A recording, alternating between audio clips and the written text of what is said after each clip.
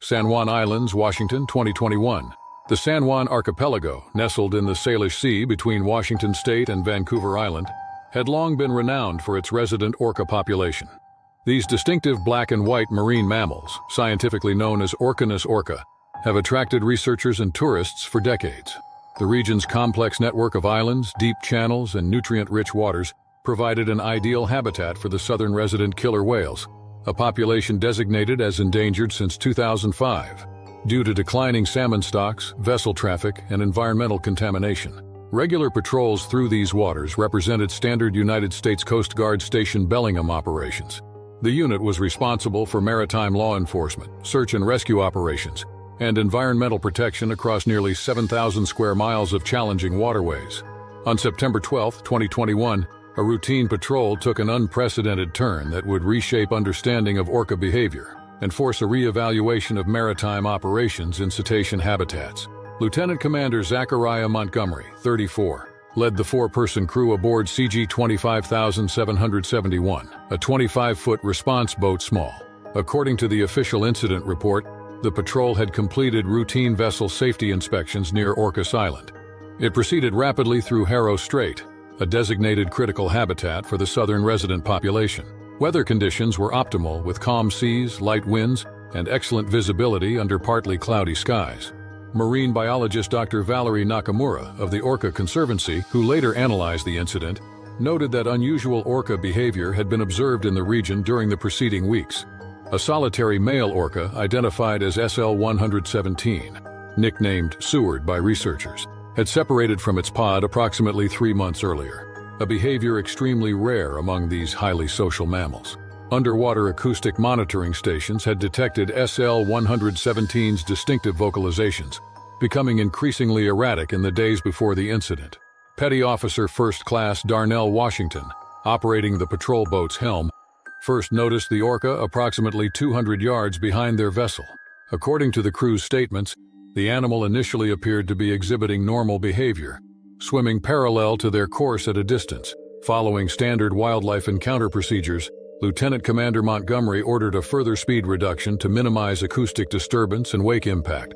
What happened next defied all previous understanding of orca interactions with vessels. Without warning, the 6-ton male orca accelerated rapidly to an estimated speed of 30 knots, executed a sharp turn, and rammed the patrol boat's stern with tremendous force. The impact was so violent that it shattered the vessel's reinforced transom and instantly disabled both outboard engines. The collision threw Petty Officer Eliza Thornton and Seaman Xavier Rodriguez from the rear deck into the water. In his sworn statement, Rodriguez recounted the terrifying moments following the initial strike, saying that the whale had circled back almost immediately. He stated there had been nothing playful about its movements. It had been deliberate, nearly mechanical. He added that it had rammed the boat again and then focused on the hull section where Petty Officer Thornton and he had been trying to reboard. The orca continued its aggressive behavior, repeatedly striking the disabled vessel and creating a dangerous situation for the crew members in the water. Lieutenant Commander Montgomery deployed the vessel's inflatable boarding ramp to assist his crew while issuing an urgent mayday call. Rodriguez successfully pulled himself aboard, but Thornton, struggling in the cold water, was struck by the orca's fluke during another close pass. The impact fractured 3 ribs in her right humerus, rendering her temporarily unable to swim. With remarkable courage, Rodriguez re-entered the water, secured to a safety line, and managed to reach Thornton, keeping her afloat until Montgomery could maneuver the damaged vessel closer for extraction. During this rescue operation, the orca circled aggressively, occasionally charging before veering away at the last moment. Coast Guard cutter Swordfish responded to the mayday call, arriving approximately 22 minutes after the initial attack. By this time, the orca had disappeared as suddenly as it had appeared. The damaged patrol boat was taken under tow, and Thornton was evacuated by helicopter to a medical center in Bellingham. Rodriguez was treated for mild hypothermia and contusions aboard the cutter before being transferred to shore. The incident received immediate attention from marine mammal researchers worldwide. Dr. Heinrich Voorhees of the International Cetacean Research Consortium conducted a comprehensive investigation, including analysis of underwater acoustic data and the orca's known history. His findings, published in the Journal of Marine Mammal Science, suggested multiple contributing factors to the unprecedented aggressive behavior. SL-117 exhibited several physiological and behavioral abnormalities, Dr. Voorhees noted in his report. Post-incident acoustic analysis revealed patterns consistent with extreme stress response, potentially triggered by extended exposure to mid-frequency active sonar during naval exercises conducted approximately 72 hours before the attack. Additionally, tissue samples collected from the area after the incident showed elevated levels of domoic acid, a neurotoxin produced by certain algae blooms that can cause disorientation and aggressive behavior in marine mammals. The Coast Guard implemented sweeping policy changes following the incident. All vessels operating in known orca habitats had enhanced cetacean detection systems. Mandatory distance requirements were increased from 200 to 400 yards for all governmental vessels, with specialized training for crews operating in these sensitive areas. Additionally, the Coast Guard partnered with NOAA to develop an early warning system for potentially dangerous marine mammal encounters. Lieutenant Commander Montgomery, who received the Coast Guard Medal for his actions during the crisis, became a prominent advocate for stronger protective measures in marine mammal habitats. His experiences during the event profoundly altered his perspective on the human relationship with these intelligent creatures. In congressional testimony on marine protection legislation, he emphasized that the incident underscored how little is understood about marine animal behavior and the consequences of human presence in their environment. Thornton recovered from her physical injuries after 4 months of rehabilitation, but continues to address psychological trauma through specialized therapy. Rodriguez focused his Coast Guard career on environmental protection, eventually qualifying as a marine science technician specializing in wildlife interaction protocols. The orca, identified as SL-117, was monitored extensively following the incident. Researchers documented its eventual return to its natal pod 6 weeks later, with subsequent behavior appearing normal. Marine biologists continue to study the complex interplay between human activity, environmental factors, and cetacean behavior, with the 2021 incident serving as a sobering reminder of how much remains unknown about these powerful marine predators.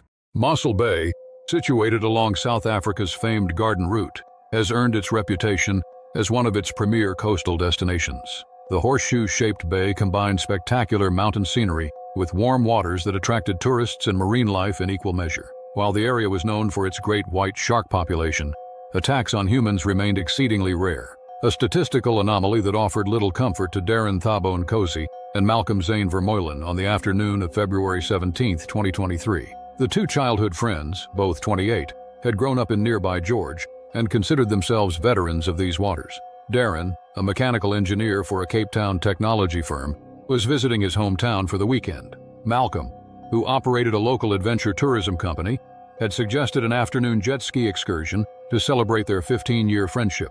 Both were experienced watermen with profound respect for the ocean, but familiarity had bred a certain complacency about the dangers lurking beneath the surface. The day had been perfect for water sports: slight offshore winds, moderate swells, and clear visibility to the horizon. The friends had spent nearly 2 hours crisscrossing the bay, racing each other and jumping swells before exploring the bay's eastern edge, where rocky formations created fascinating kelp forests that swayed hypnotically beneath the surface. At approximately 4:45 p.m., they slowed their jet ski near a rocky outcrop known locally as Seal Corner, due to its popularity with Cape Fur seals. The location sat adjacent to Seal Island, a renowned hunting ground for great white sharks. Marine biologists had documented countless predation events in these waters, where sharks would strike from below with such force that both predator and prey would momentarily become airborne, a technique researchers called breaching. Malcolm, controlling the jet ski with Darren seated behind him, had cut the engine to idle, allowing them to drift peacefully beside the kelp beds. Neither man noticed the behavioral changes around them: the sudden disappearance of seals from the surface, the abrupt silencing of seabirds circling minutes earlier. These were subtle warning signs that experienced local fishermen might have recognized. The attack occurred with the explosive violence characteristic of great white hunting behavior. A 5-meter female shark, later identified by researchers from its distinctive dorsal fin markings, breached from below, striking the underside of the jet ski with such force that the 320-kilogram watercraft was lifted partially out of the water. The impact threw both men into the sea, separating them by several meters. Darren surfaced first, momentarily disoriented but unharmed. His initial confusion quickly turned to horror as he spotted the jet ski's hull, now sporting a massive bite mark approximately 70 centimeters across. His shout to Malcolm was cut short as he watched the water around his friend erupt in white foam. The shark had targeted Malcolm, perhaps mistaking his black wetsuit and erratic swimming movements for a wounded seal. With clinical precision, The predator clamped onto Malcolm's right leg from knee to ankle. Witnesses on a nearby tour boat described how the shark shook him violently before dragging him under for approximately 7 seconds, an eternity to Darren, who was already swimming desperately toward his friend. In what marine safety experts would later describe as an extraordinary act of courage, Darren reached Malcolm just as the shark released him. After its test bite, the predator likely determined that Malcolm was not its preferred prey. Shark researchers had documented this behavioral characteristic, where great whites release human victims after an initial bite rather than consuming them, but it provided little comfort to the bleeding victim. Malcolm's right leg had suffered catastrophic damage. The shark's serrated teeth had shredded through wetsuit, skin, muscle, and tendons, leaving his tibia exposed in several places. Remarkably, the major arteries had narrowly escaped severing, a factor that ultimately saved his life. Darren managed to heave his semi-conscious friend onto the damaged but still floating jet ski. The effort was complicated by Malcolm's injuries, the blood-slicked surfaces, and the knowledge that the shark remained in the vicinity, drawn by the expanding cloud of blood in the water. Tour boat captain Hendrik van der Merwe, having witnessed the attack through binoculars, was already speeding toward them, radioing for emergency medical services to meet them at the harbor. The following 20 minutes became a desperate race against blood loss and the possible return of the predator. Darren applied pressure to the wound using his rash guard shirt as van der Merwe's boat escorted them back to shore. Paramedics Zinlin Delovu and Thomas Backer were waiting at the marina and immediately began emergency treatment for hypovolemic shock as Malcolm slipped in and out of consciousness. The victim underwent 7 hours of microsurgery at a general hospital in Mossel Bay, where orthopedic surgeon Dr. Priya Niker led a team that reattached severed tendons and reconstructed damaged muscle tissue. While Malcolm would retain his leg, complete recovery would require 18 months of intensive physical therapy, leaving him with a permanent limp and approximately 60% functionality in his right ankle. Marine biologist Dr. Johan Wessels, who investigated the incident, confirmed through bite radius measurements and tooth patterns that the attacker had been a mature female great white, likely hunting in the area due to the seasonal movement of seal populations. Analysis of the jet ski revealed tooth fragments embedded in the fiberglass hull, providing valuable genetic material for ongoing white shark population studies. The psychological impact on both men proved nearly as profound as the physical trauma. Darren, though physically unscathed, developed severe post-traumatic stress disorder, characterized by recurring nightmares and panic attacks at the sight or sound of ocean waves. Malcolm's operation of his adventure tourism business was permanently altered. He never offered jet ski tours again. He advocated for shark conservation and education, frequently reminding listeners that he had entered the shark's domain, not the reverse. Perhaps most remarkably, both men returned to the attack site exactly 1 year later, Malcolm on the tour boat rather than in the water, to participate in a research tagging operation with Dr. Wessels. Their experience contributed valuable data to shark behavior studies and helped develop safety protocols for recreational watercraft in known shark territories. The incident remains one of the few documented cases where both victims of a great white attack survived to provide detailed accounts of their experience. Their story has since been incorporated into marine safety briefings along South Africa's coast, a sobering reminder that even in familiar waters, humans remain visitors in an ecosystem that is neither apex nor well adapted. Monterey Bay, California, 2012.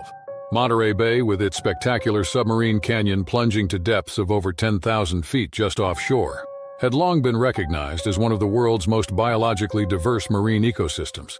The bay's unique oceanographic features created a perfect environment for an extraordinary range of marine life, from tiny krill to massive blue whales. The same conditions that made the area a haven for marine biologists also supported a healthy population of great white sharks, drawn to the abundant seal and sea lion colonies along the rocky coastline.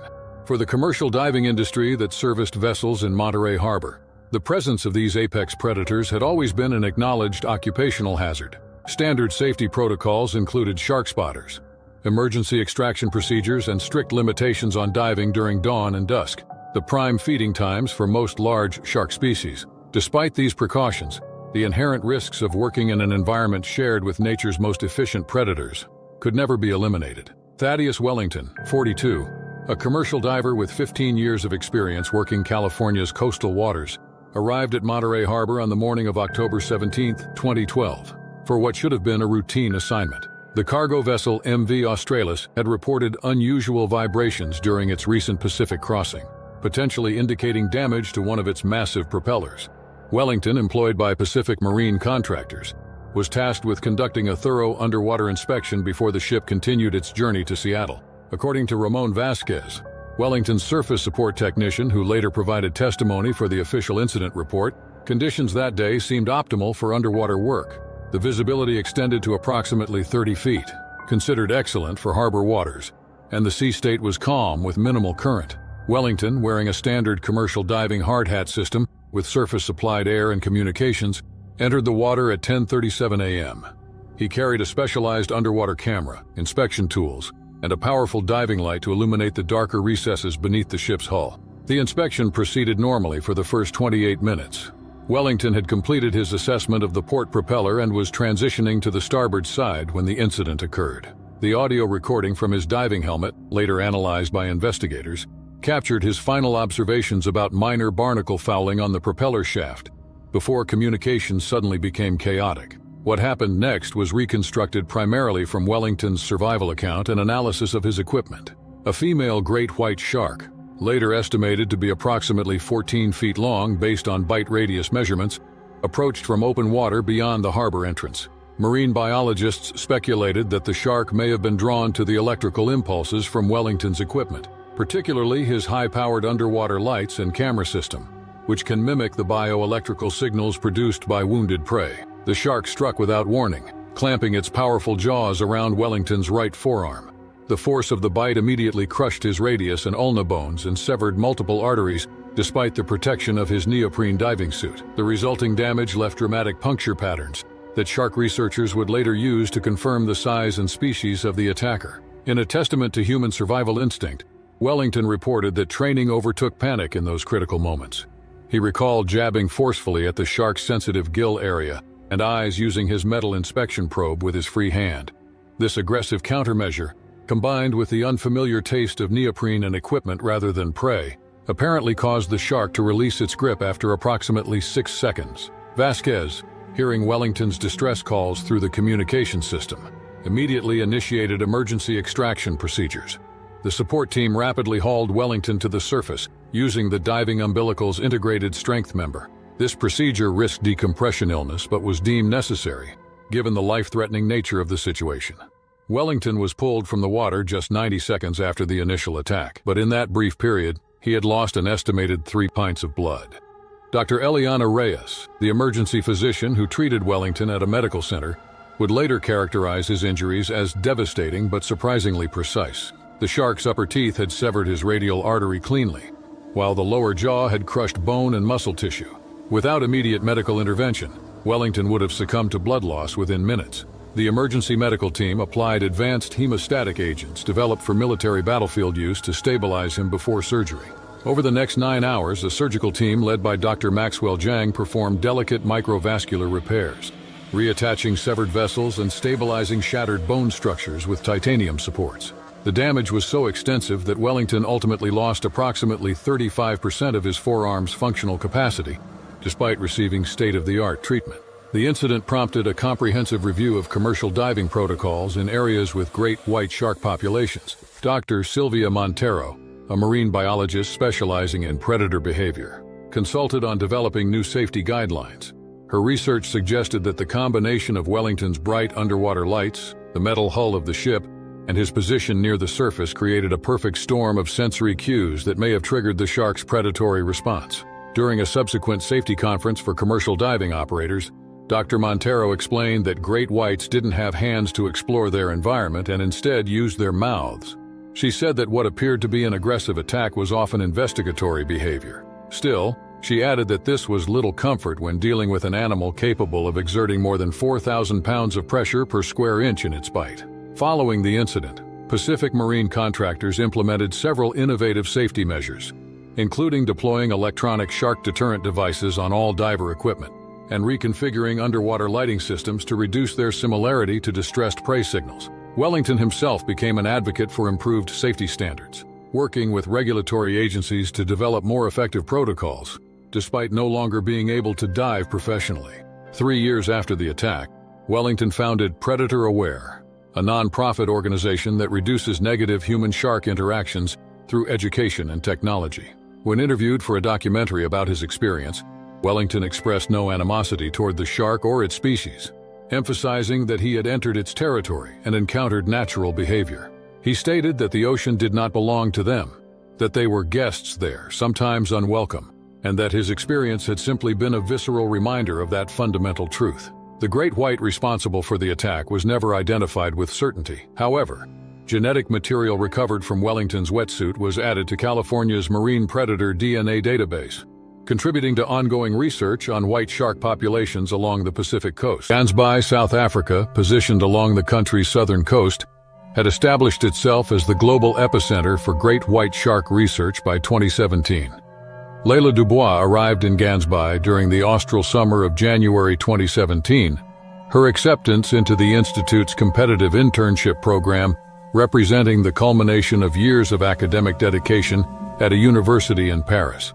At 22 years old, she possessed the idealistic fervor common among her generation of marine biologists, convinced that proper research and conservation efforts could resolve the growing tensions between human development and marine ecosystem preservation.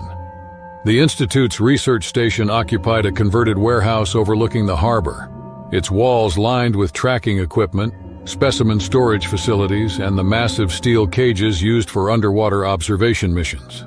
Dr. James Whitmore, the program's British director, had built the facility's reputation through 2 decades of groundbreaking research, though recent budget constraints had forced compromises that would prove catastrophic. Leila's initial weeks involved standard research assistant duties, data entry, equipment maintenance, and classroom instruction on great white behavior patterns. Her enthusiasm impressed the senior staff, particularly her willingness to volunteer for additional responsibilities that other interns avoided. She demonstrated particular interest in the cage diving operations that formed the backbone of the Institute's tagging research. The observation cages, constructed from reinforced steel bars and designed to protect researchers during close-range shark encounters, required constant maintenance due to saltwater corrosion and the tremendous forces exerted by investigating sharks. However, budget cuts had delayed scheduled maintenance on several units, with repairs being postponed until the end of the research season to minimize operational disruptions. On February 18, 2017, the Institute prepared for its most high-profile research mission of the season. A documentary crew had arrived to film great white tagging operations for an upcoming conservation special, bringing international attention to the program's work. The presence of media cameras created additional pressure to demonstrate successful shark encounters, leading to decisions that prioritized spectacle over safety protocols. Dr. Whitmore assigned Leila to the observation cage for the filming, recognizing that her photogenic appearance and articulate explanations would enhance the documentary's appeal to younger audiences. The decision represented a significant honor for an intern with only 3 weeks of experience, though several senior researchers privately questioned the wisdom of placing an inexperienced volunteer in such a prominent role. The research vessel Southern Cross departed Gansbai Harbor at dawn, carrying the crew, Institute staff, and 3 observation cages toward the prime research area near Dyer Island. Water conditions appeared ideal, with moderate swells and visibility extending beyond 30 feet underwater. Early hydrophone readings indicated multiple large shark signatures in the target area, promising excellent footage opportunities. Cage preparation began immediately upon reaching the research site, with each unit being lowered into position and secured with multiple safety lines. The cage assigned to Leila showed visible signs of wear, including corroded welds along the door frame and several bent bars from previous shark encounters. However, time constraints and the presence of filming crews prevented thorough safety inspections that might have revealed critical structural weaknesses. At 10:30 a.m., chumming operations commenced to attract sharks to the filming area. The mixture of fish blood, oil, and chopped bait created an expanding slick that would draw great whites from considerable distances. Within 45 minutes, the first predators appeared, 2 adult great whites measuring over 4 meters in length, their powerful forms cutting through the water with predatory grace. Leila entered her assigned cage at 11:15 a.m., her excitement evident despite the professional demeanor she maintained for the cameras.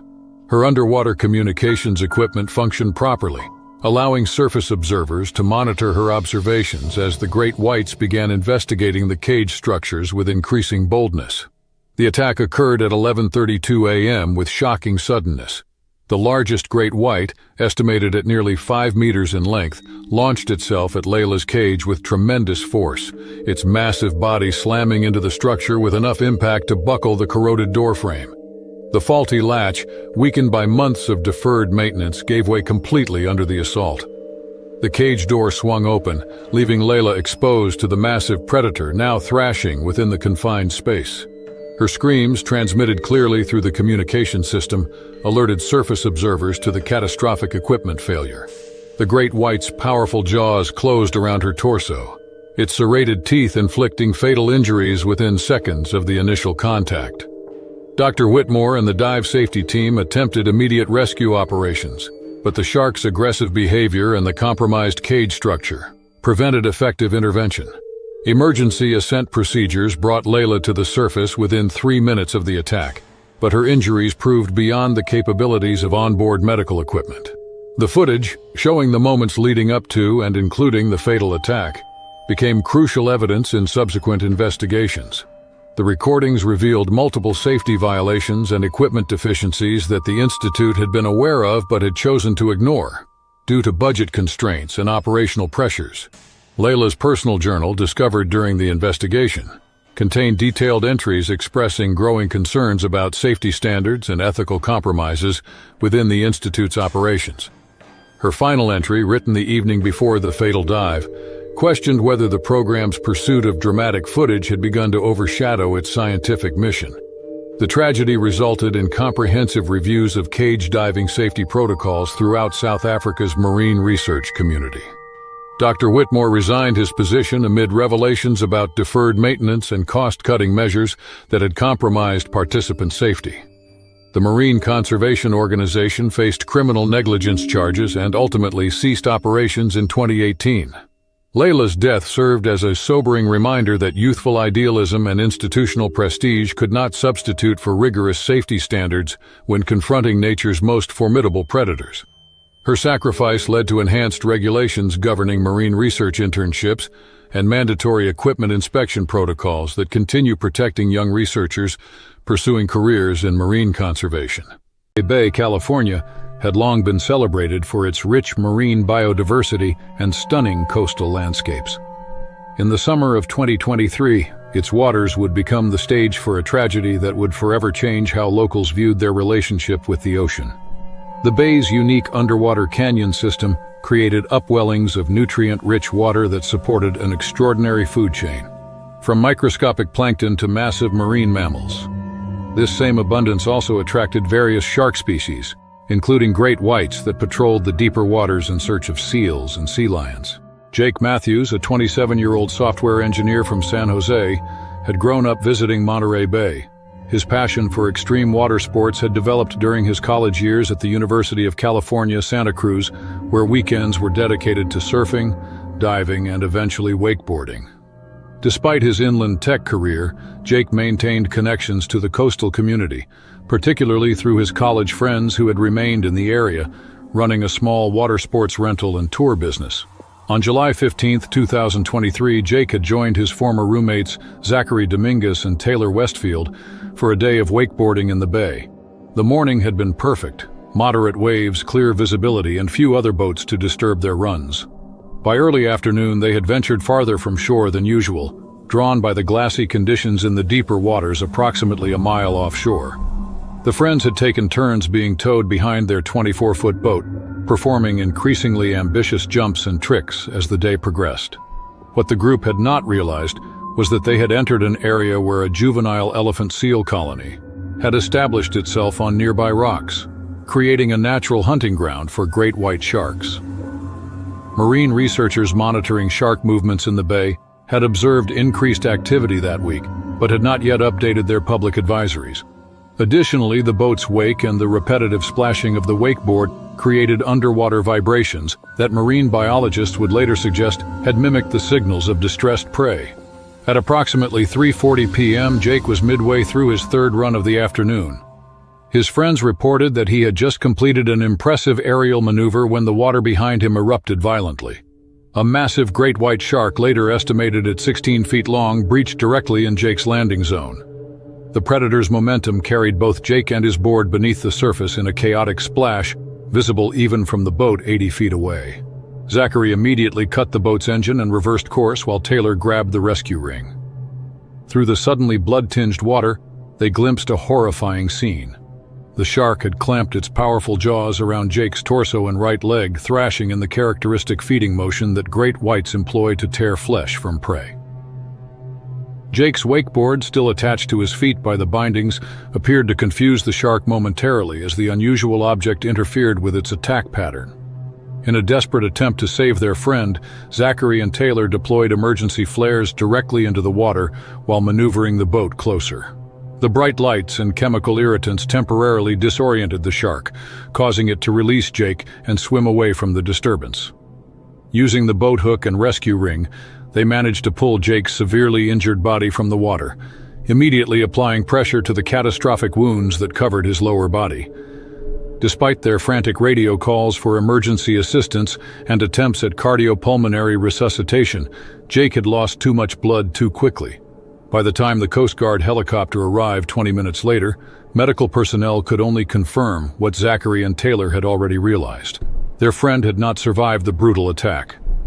The medical examiner would later determine that the initial bite had severed Jake's femoral artery, leading to rapid and irreversible blood loss, even before the secondary trauma of being dragged underwater.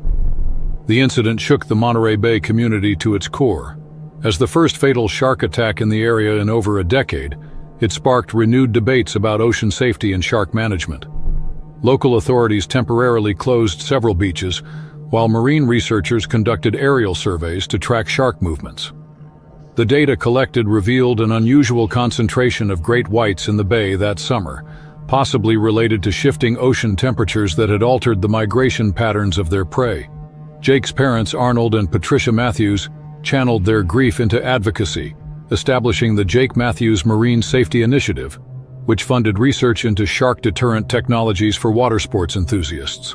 They steadfastly resisted calls for shark culling, insisting that education and awareness would better honor their son's love for the ocean. Zachary and Taylor struggled with survivors' guilt and post-traumatic stress in the aftermath. Their water sports business closed temporarily, but eventually reopened with a new focus on safety education. They implemented strict geographical boundaries for their tours, installed shark detection equipment on their boats, and required all clients to use electronic shark deterrent devices. Taylor eventually became certified as a marine safety instructor, incorporating her first-hand experience into courses for other water sports businesses along the California coast.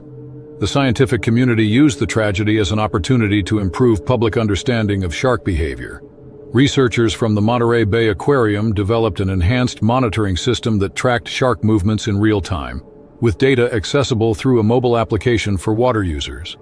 This technology, partially funded by the Matthews Initiative, was credited with preventing several potential encounters in subsequent years. As time passed, Jake's story became part of local safety briefings, a sobering reminder of the wild nature that persisted beneath the bay's picturesque surface.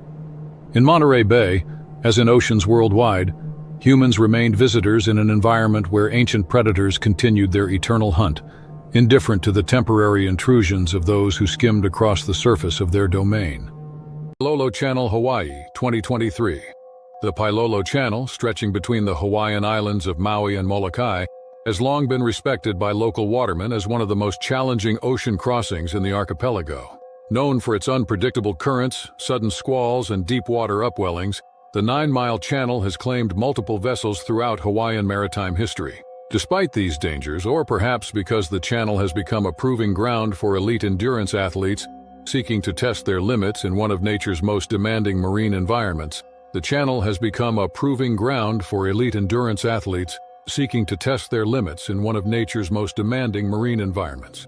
Makoa Kahanamoku, 37, a renowned Hawaiian distance paddler and direct descendant of the legendary Olympic swimmer Duke Kahanamoku, had crossed the Pailolo Channel 17 times before August 14, 2023. As the reigning champion of the Maui to Molokai Kayak Challenge for 3 consecutive years, Kahanamoku was intimately familiar with the channel's fickle conditions. On that fateful morning, he embarked on what was supposed to be a routine training session, preparing for the upcoming annual competition just 3 weeks away. According to weather data from the National Marine and Weather Bureau, conditions appeared favorable when Kahanamoku launched his sleek carbon fiber racing kayak from Kapalua Bay at 5:43 a.m. The ocean surface was calm, with light, variable winds and good visibility. Kahanamoku carried standard safety equipment, including a marine radio, emergency flares, and a personal locator beacon. He could not have anticipated the sudden weather system that would develop approximately 2 hours into his journey. Dr. Leilani Akina, a meteorologist at a university in Hawaii, later explained that an unusual micro-weather system had formed rapidly that morning, becoming more common as climate patterns shifted in the Pacific. Wind speeds increased from 5 knots to nearly 25 knots within a 20-minute window, creating choppy surface conditions with swells reaching up to 8 feet. Kahanamoku, caught in deteriorating conditions approximately 4 miles from the Maui shoreline, decided to continue rather than turn back. According to his subsequent statement to the Island Conservation and Resource Authority, he had successfully navigated through similar conditions in previous crossings. However, as he crested a particularly steep wave, his kayak became momentarily airborne before slamming down hard. The impact caused his carbon fiber rudder to partially shear off, with a sharp piece of the damaged equipment slicing deeply into his right calf as he braced his legs in the kayak's footwells. The laceration was severe, approximately 6 inches long and deep enough to expose muscle tissue. Blood immediately began pooling in the kayak's hull and seeping into the surrounding waters. Based on his extensive ocean safety training, Kahanamoku applied pressure to the wound using a compression bandage from his emergency kit while attempting to stabilize his now compromised vessel. According to Kahanamoku's account, precisely 40 minutes later, he first noticed the distinctive dorsal fin approaching his kayak. The tiger shark, later estimated to be approximately 12 feet long based on bite mark analysis, initially maintained a distance of about 30 yards, swimming in widening circles around the damaged kayak. Kahanamoku reported that the shark's behavior shifted rapidly from investigatory to aggressive when it detected his blood in the water. The first strike came without warning. The shark charged from behind, clamping its powerful jaws onto Kahanamoku's injured leg, which was partially submerged over the side of the destabilized kayak. The pain, as Kahanamoku later described to emergency physicians, was beyond anything imaginable, like being caught in machinery. Acting on pure survival instinct, Kahanamoku repeatedly struck the shark's sensitive snout using his carbon fiber paddle with such force that it cracked. The shark released its grip but remained nearby. What followed was a harrowing 90-minute ordeal that Kahanamoku would later describe as psychological torture. The tiger shark maintained a perimeter around the kayak, occasionally approaching to bump and nudge the craft, testing behaviors well documented in tiger shark predation patterns. Each time the shark approached, Kahanamoku used his damaged paddle to fend off the predator, all while fighting increasing blood loss and the onset of shock. Dr. Kekoa Mahialani, director of the Hawaiian Predator Research Center, later explained that tiger sharks are known for their persistence and methodical hunting strategy. Unlike some shark species that might strike once and retreat, tiger sharks often maintain contact with potential prey for extended periods, waiting for weakness or opportunity. Kahanamoku's struggle was a textbook example of this hunting behavior. After more than an hour of this terrifying standoff, salvation appeared in the form of the charter vessel Naapali Explorer, captained by Keone Akana, who had altered course after noticing unusual bird activity, often an indicator of marine predation. As the boat approached, the shark made one final aggressive charge toward the kayak. Nearly unconscious from blood loss and exertion, Kahanamoku had enough strength to fend off this final attack. The Naapali Explorer crew members executed a difficult retrieval in the still rough seas. They pulled Kahanamoku aboard moments before the tiger shark charged again, striking the abandoned kayak with such force that it partially capsized. Akana, a former combat medic with the U.S. Marines, immediately applied a proper tourniquet and administered emergency first aid while radioing for medical evacuation. A Coast Guard helicopter transported Kahanamoku to a medical center, where he underwent 7 hours of surgery to repair extensive damage to muscle tissues, tendons, and vascular structures in his leg. Lead surgeon Dr. Jennifer Hopkins reported that Kahanamoku had lost nearly 40% of his blood volume and required multiple transfusions during the procedure. The physical recovery was challenging, requiring 6 months of intensive rehabilitation, but the psychological impact proved equally difficult to overcome. Kahanamoku, previously known for his almost mystical connection to the ocean, developed severe thalassophobia, a persistent fear of deep water. Through extensive therapy with Dr. Marcus Kurosawa, a specialist in trauma-related phobias, Kahanamoku gradually began processing the experience. 10 months after the attack, Kahanamoku returned to the water for the first time, though only in shallow, protected areas. When interviewed by Pacific Islander magazine about his experience, he noted that the incident had fundamentally changed his relationship with the ocean. While he maintained deep respect for marine predators, the encounter stripped away illusions about humanity's place in the aquatic ecosystem. He said they were simply visitors, sometimes unwelcome ones in those waters. Seychelles archipelago was long considered nature's masterpiece in the Indian Ocean. Mahé, the largest island, was renowned for its breathtaking beaches and crystalline waters. La Digue Bay on the eastern coast of Mahé had gained popularity among photographers for its unique combination of granite boulders, turquoise shallows, and dramatic mountain backdrops. Most visitors didn't realize that the picturesque bay was also situated near a river mouth that, during heavy rainfall, created the perfect conditions for one of the ocean's most feared predators. On September 18, 2018, the islands were experiencing the tail end of an unseasonal tropical depression. The intermittent showers were an inconvenience for most tourists, but for acclaimed fashion photographer Xavier Beaumont, they represented a rare creative opportunity. Beaumont, a 42-year-old French national who had made his name shooting for elite fashion magazines, had arrived in the Seychelles 3 days earlier for a sustainable swimwear campaign. His reputation had been built on capturing models in dramatic natural settings, desert sandstorms, Arctic snowscapes, and now, he hoped, the ethereal beauty of models posed in a tropical rainstorm with lightning-illuminated waters. The shoot that morning consisted of Beaumont, his assistant Lucien Moreau, 3 models, Amara Okafor from Nigeria, Elise Chen from Taiwan, and Sofia Petrov from Russia, along with makeup artist Danielle Rousseau and local fixer Olivier Laporte.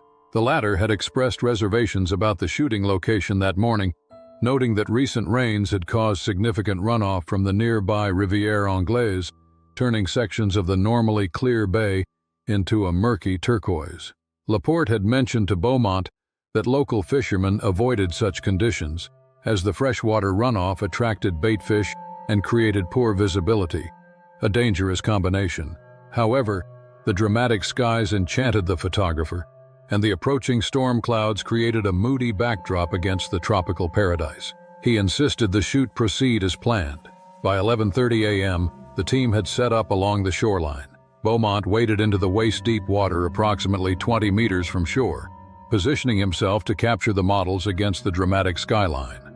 The water where he stood had a distinct brownish tinge from the river outflow, but the photographer declared it created a sublime contrast with the models' colorful swimwear. The rain began falling in earnest as the models entered the water, making the dreamlike scene Beaumont had envisioned. Thunder rumbled in the distance, and the photographer called for the models to spread out for a wide-angle shot. Assistant Lucien Moreau noticed something concerning, splashing about 50 meters beyond their position that didn't match the rainfall pattern. He called out to Beaumont, but his voice was lost in a crack of thunder. What happened next occurred with horrifying speed. Witnesses later described seeing a massive dark shape surge through the water toward Beaumont. The tiger shark, later estimated by marine biologists to be nearly 4 meters long, struck the photographer from below and behind.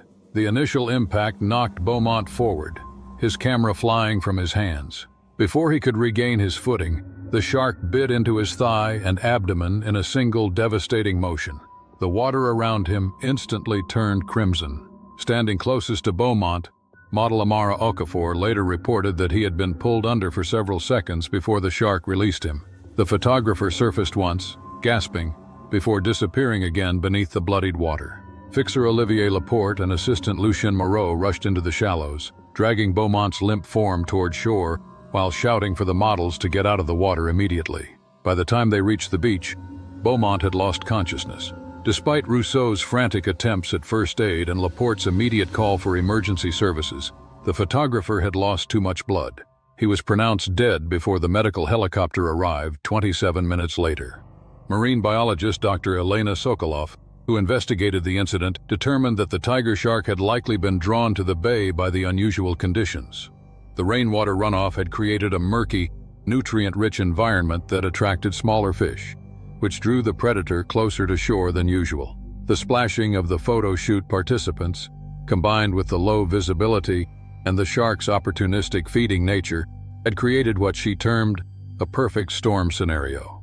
Beaumont's waterproof camera was recovered the following day by Coast Guard divers searching for evidence. Remarkably, it had continued recording for nearly 7 minutes after being dropped, capturing blurry footage of the attack's aftermath as it lay on the sandy bottom. This footage would later prove valuable to shark researchers studying predator behavior, though it was sealed from public release out of respect for Beaumont's family. Models Okafor, Chen, and Petrov all received trauma counseling following the incident.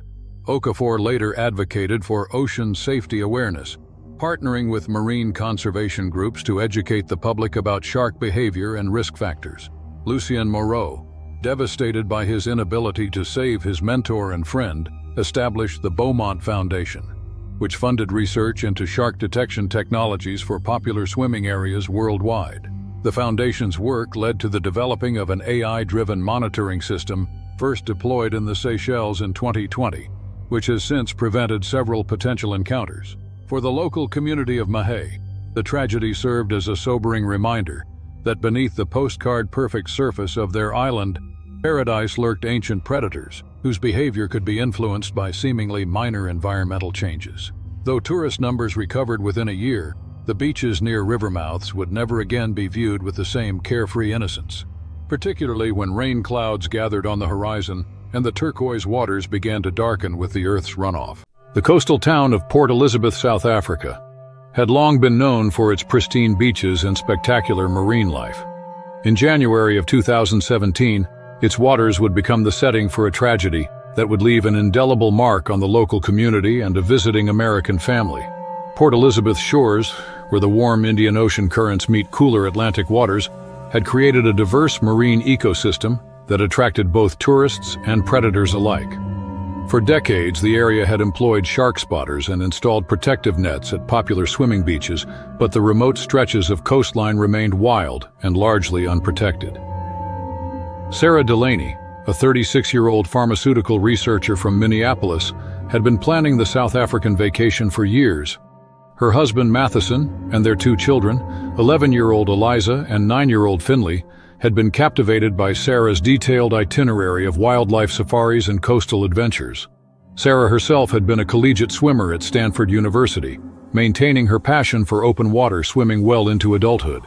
The family had chosen to stay at the secluded Sunset Lodge, specifically for its proximity to less crowded beaches where Sarah could indulge in her morning swims away from the tourist crowds.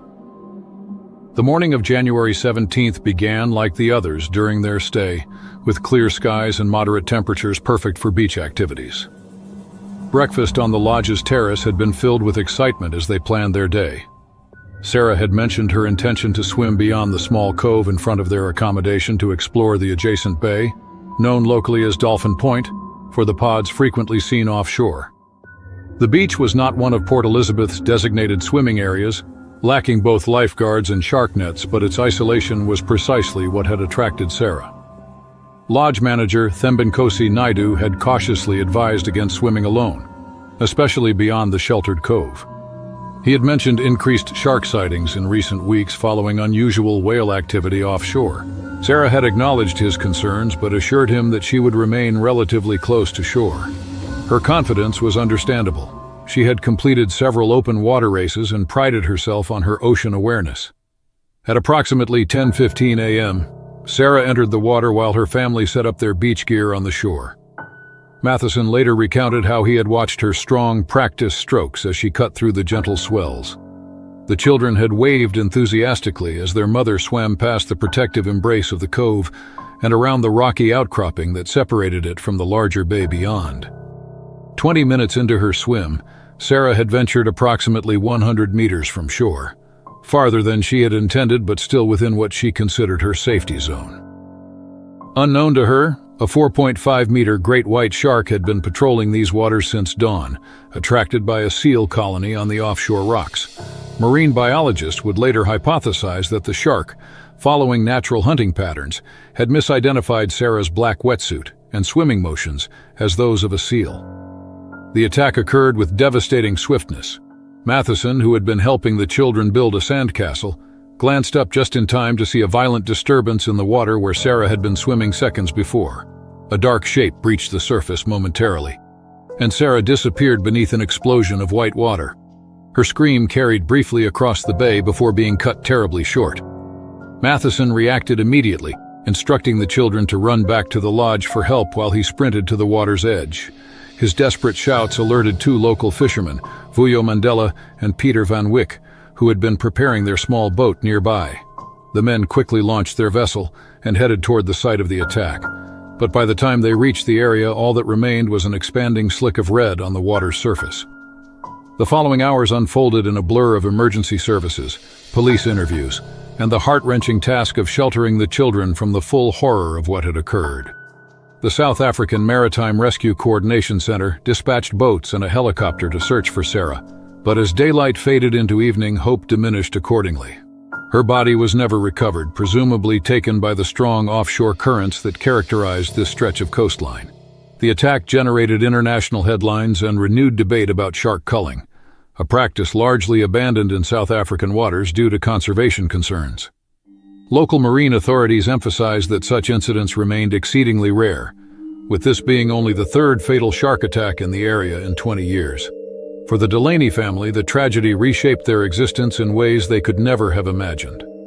Matheson established the Sarah Delaney Ocean Safety Foundation, which worked to improve emergency response protocols for remote beaches worldwide, while simultaneously supporting shark conservation efforts. He insisted that understanding these creatures, not demonizing them, would be Sarah's preferred legacy. The children processed their grief differently. Eliza channeled her mother's passion for water by eventually becoming a marine biologist, specializing in predator behavior. Finley developed an intense fear of the ocean that took years of therapy to address, but ultimately found healing through creating a documentary about his mother's life and her love for the water that ultimately claimed her. Port Elizabeth's tourism industry implemented stricter safety protocols following the incident, with additional shark spotters stationed at previously unmonitored beaches and improved warning systems. Sunset Lodge installed a memorial plaque that served as both a tribute to Sarah and a reminder to visitors about respecting the ocean's wild nature. The last swim of Sarah Delaney became part of local lore, a sobering reminder that despite humanity's technological advances, nature retained its primordial power. In the waters off Port Elizabeth, great white sharks continued their ancient patrol, vital predators in an ecosystem that had functioned for millions of years before humans entered the picture and would continue long after these temporary visitors departed. Eyre Peninsula, South Australia, 2009. The rugged coastline of South Australia's Eyre Peninsula had long been revered among marine researchers as one of the world's premier locations for studying great white sharks. The pristine waters, particularly around Neptune Islands, hosted a significant population of these apex predators year-round. The area's reputation for reliable shark sightings had drawn researchers and enthusiasts from across the globe since systematic studies began there in the 1970s. For 22-year-old Imogen Blackwood, the culmination of her 4-year marine biology degree at a university in Adelaide, South Australia, would occur in these waters. Her final research project, a groundbreaking study on great white hunting patterns around seal colonies, had already garnered attention from senior researchers. On April 23, 2009, Imogen prepared for her final data collection dive, accompanied by her father, Commander Everett Blackwood, a decorated Royal Australian Navy officer with over 2,000 logged dives. According to Everett, who later provided testimony during the coronial inquest, the morning had been perfect for their research. Calm seas, excellent visibility, and minimal wind created ideal conditions for their work approximately 3 kilometers off the coast near a small sea lion colony. The pair had conducted 14 previous dives in the area without incident, always following strict safety protocols. They used a shark cage when explicitly studying shark behavior.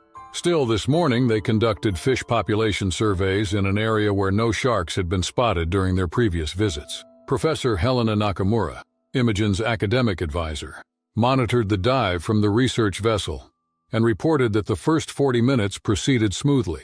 The father-daughter team had collected water samples and documented fish aggregations when the incident occurred. There was no warning, no sudden movement of nearby fish, No change in water temperature or visibility, nothing to suggest impending danger. From approximately 10 meters below the surface, Everett later recounted seeing a massive shadow materialize from the depths. A 5-meter female great white shark, later identified through photo identification as a specimen Imogen herself had nicknamed Athena during previous research outings, appeared from the blue. In a classic ambush predation technique, the shark bypassed Everett completely, instead targeting Imogen with a powerful upward breach. The great white struck with such force that Imogen was carried several meters toward the surface. The shark's jaws clamped securely around her midsection. Everett reported that his daughter's eyes had met his in a final moment of shocked recognition before the shark rapidly changed direction, heading toward deeper water. Everett pursued frantically, but the shark's speed and the growing cloud of blood in the water made it impossible to maintain visual contact. Despite his desperate attempts to follow, using his dive propulsion vehicle at maximum speed, Everett lost sight of his daughter within seconds. The emergency response was immediate and comprehensive. The Maritime Safety Authority coordinated 7 vessels and 3 aircraft in a search pattern, covering over 40 square kilometers. Professional divers and local fishermen joined the effort, combing the area for 3 days. Despite their exhaustive efforts, only Imogen's shredded buoyancy compensator and a single fin were recovered. Her body was never found. During the subsequent investigation, Dr. Julian Barrett, a shark behavior specialist who had worked with Imogen on previous research trips, suggested that the attack exhibited all the hallmarks of a predatory breach.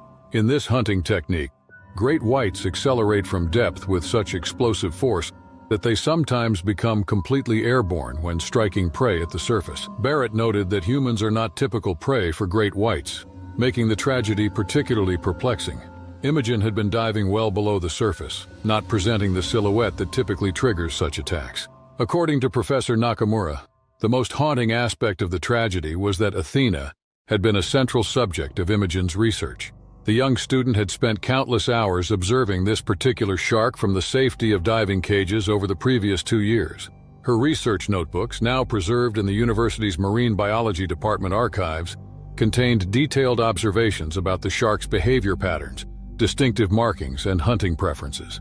Imogen had even theorized that this specific female exhibited more complex hunting strategies than other sharks in the region. The tragedy's aftermath profoundly affected the scientific community. The Department of Aquatic Life Sciences implemented enhanced safety protocols for shark researchers, including mandatory tracking beacons, improved communication systems, and stricter regulations regarding open-water diving in known shark territories. Everett Blackwood, devastated by the loss of his daughter, retired from active service but channeled his grief into establishing the Imogen Blackwood Foundation for Marine Safety, which funds research into shark deterrent technologies. What made Imogen's story resonate so deeply within both scientific and public consciousness was the cruel irony. She had dedicated her young life to understanding and ultimately protecting the very creatures that had taken it. Her extensive field notes and uncompleted thesis were posthumously compiled and published in the Journal of Marine Biology, providing valuable insights into great white behavior that continue to influence conservation efforts. Professor Nakamura, speaking at a memorial service held at the university 6 months after the incident, remarked that Imogen's research represented the dual nature of scientific pursuit. This passion drives researchers to understand dangerous natural phenomena, often places them in proximity to those very dangers. Perhaps most poignantly, among Imogen's personal effects recovered from her campus apartment was a handwritten note for her thesis acknowledgments, which read, "To the magnificent predators that have taught me more about respect than fear." The waters off the Eyre Peninsula continue to attract researchers studying great white sharks. Still, none enter those waters without knowing Imogen Blackwood's story. Now a somber cornerstone of training for marine biology students specializing in apex predator research worldwide. Ponta do Ouro, a small coastal town in southern Mozambique, had long been revered for its pristine beaches and vibrant marine life. The region straddled the border with South Africa, attracting adventure seekers worldwide with its renowned diving spots and untamed coastal beauty. In 2019, the area was designated as part of the Ponta do Ouro Partial Marine Reserve, a testament to its ecological significance, where freshwater systems dramatically merged with the Indian Ocean. In July 2022, What should have been an exhilarating adventure for a group of international travelers transformed into a horrific nightmare that would forever change how locals and visitors viewed these seemingly idyllic waters. 23-year-old Nikolai Petrov, a Russian backpacker with an Instagram following dedicated to his extreme adventures, had learned of a secret spot from locals. It was a remote inlet approximately 12 kilometers north of the main tourist area, where a freshwater stream cascaded into the ocean, creating a stunning natural phenomenon. What made this location particularly appealing to thrill-seekers was a 15-meter cliff overlooking a deep pool where the fresh and salt waters mixed. Nikolai arrived with 4 companions: Astrid Johansson, a Swedish marine biology student; Mateo Rodriguez, a Chilean photographer documenting their journey; Leila Mbeki, a South African tour guide who had reluctantly agreed to show them the spot; and Takeshi Yamamoto, a Japanese freediving enthusiast who had met the group just days earlier at a beachside hostel. The day had started with unusual weather. Heavy rainfall inland had caused the freshwater stream to swell, pushing a torrent of murky water into the ocean. The typically clear blue waters had transformed into a brownish swirl. Leila had expressed concerns about the conditions, noting that local fishermen avoided such areas after heavy rains. The freshwater runoff attracted baitfish, which in turn drew predators. However, her warnings were dismissed by the excited group, particularly Nikolai, who was eager to capture footage for his social media channels. At approximately 2:47 p.m., after hiking 40 minutes through dense coastal vegetation, the group reached the cliff. Below them, the water churned with sediment and organic matter from the inland floods. The group spent nearly an hour on the cliff's edge, photographing and preparing for the jump. Leila maintained that conditions were unsafe, but Nikolai insisted the murky water only added to the adventure's mystique. Nikolai was the first to leap. He executed a perfect dive, disappearing into the brown waters below. When he surfaced seconds later, his triumphant expression quickly transformed into agony. The water around him began to churn as he thrashed, screaming that something had bitten him. Blood rapidly spread across the surface. The others, initially frozen in shock, reacted with varying levels of comprehension. Takeshi was the first to understand what was happening. Shouting that it was a shark attack, he scrambled down a narrow path toward the water's edge rather than jumping in. Not immediately processing the danger, Mateo had already leapt in to help his friend. Astrid screamed from above as he swam toward Nikolai, having spotted a large shadow circling back toward the 2 men. None of them realized that they had entered the hunting ground of a 3-meter bull shark, a species notorious for its aggressive behavior and unique ability to tolerate fresh water. Marine biologists later explained that the flooding had created perfect conditions for the predator. Reduced visibility, increased prey fish, and the disorientation of salt freshwater boundaries that bull sharks were evolutionarily adapted to exploit. The shark struck Nikolai a second time, its powerful jaws clamping onto his thigh and groin. The force of the bite nearly pulled him underwater permanently. Now just meters away, Mateo froze in horror as the water around his friend turned crimson. Leila had already sprinted back toward a cluster of fishing huts they had passed earlier, screaming for help in Portuguese. Within minutes, local fisherman Emmanuel dos Santos and his son Tiago launched their small boat, grabbing gaffs and a makeshift first aid kit. By the time they reached the inlet, Mateo had somehow managed to drag Nikolai to a rocky outcropping at the water's edge. The shark had circled back repeatedly but hadn't attacked again. Takeshi had tied his shirt around Nikolai's upper thigh, creating an improvised tourniquet that likely saved his life. The fishermen pulled both men into their boat, just as the bull shark made another pass, its dorsal fin cutting through the bloodied water mere meters away. Tiago later reported that the shark was one of the largest bull sharks he had seen in the region, estimating it at close to 300 kilograms. The journey to medical help was excruciating. The nearest hospital was 90 minutes away in Maputo, but the local clinic in Ponta de Oro had a trauma-trained nurse who stabilized Nikolai before the ambulance arrived. The Russian had lost nearly 40% of his blood volume. The shark's teeth had severed his femoral artery and torn through muscle and connective tissue in his groin and lower abdomen. Emergency surgery in Maputo repaired the arterial damage, but Nikolai would require 6 subsequent operations and extensive physical therapy to regain partial mobility.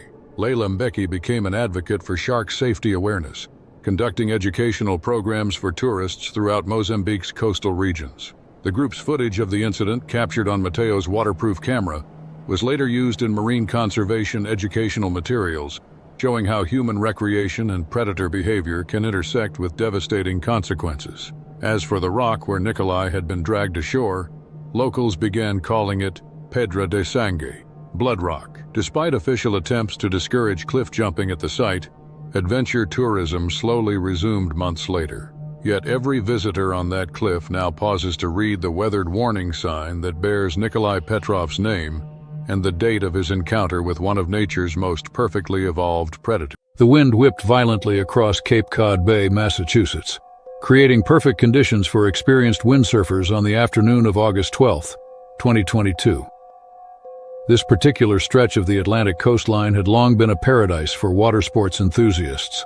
With its reliable winds and stunning vistas of the historic peninsula, the area had seen increasing shark activity over the previous decade as seal populations rebounded, creating a natural draw for oceanic predators returning to their ancestral hunting grounds. Sarah Mitchell, a 35-year-old corporate attorney from Boston, was no stranger to these waters. She had been windsurfing for over 15 years, using the sport as an escape from her high-pressure career.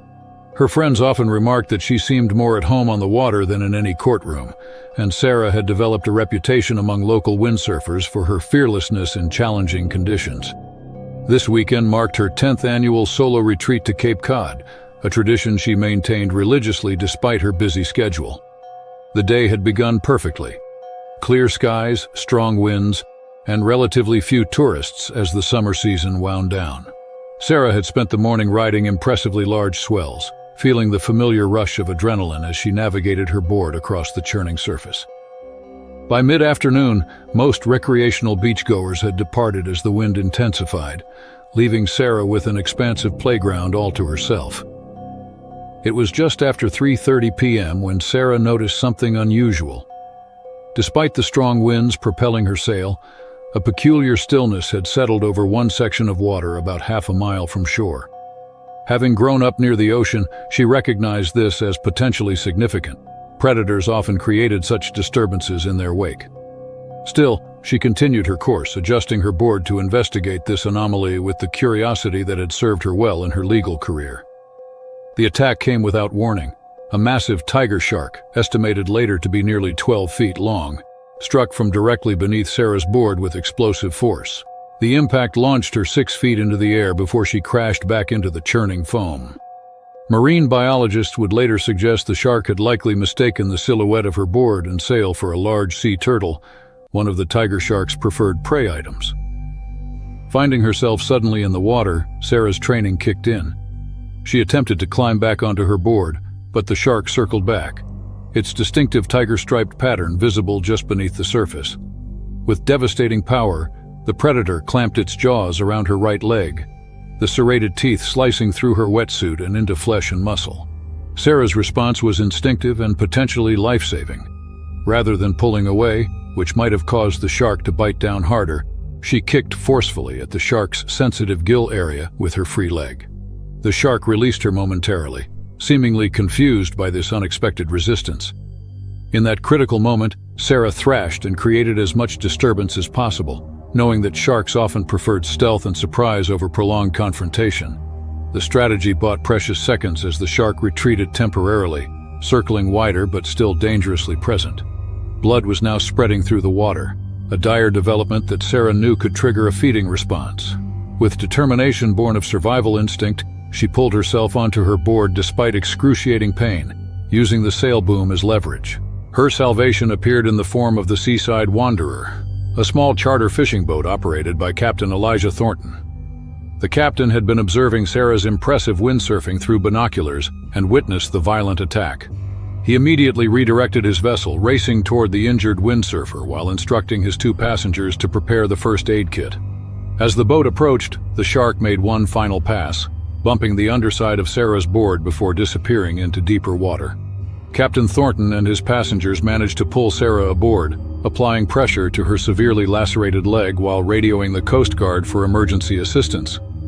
The injury was severe, multiple lacerations to her right thigh and calf with significant tissue damage and blood loss. A Coast Guard helicopter evacuated Sarah to a general hospital in Boston, where she underwent 7 hours of surgery to repair damaged blood vessels, nerves, and muscle tissue. The attending physicians noted that the attack had narrowly missed her femoral artery by just a few centimeters, an outcome that could have been the difference between life and death. Recovery proved arduous. Sarah endured 4 additional surgeries over the next 18 months and countless hours of physical therapy. The psychological impact ran even deeper than her physical wounds, with post-traumatic stress manifesting in nightmares and a newfound fear of open water that she had never experienced before. In an unexpected turn, the trauma ultimately reshaped Sarah's life in profound ways. During her recovery, she connected with a marine conservation group focused on shark research and protection.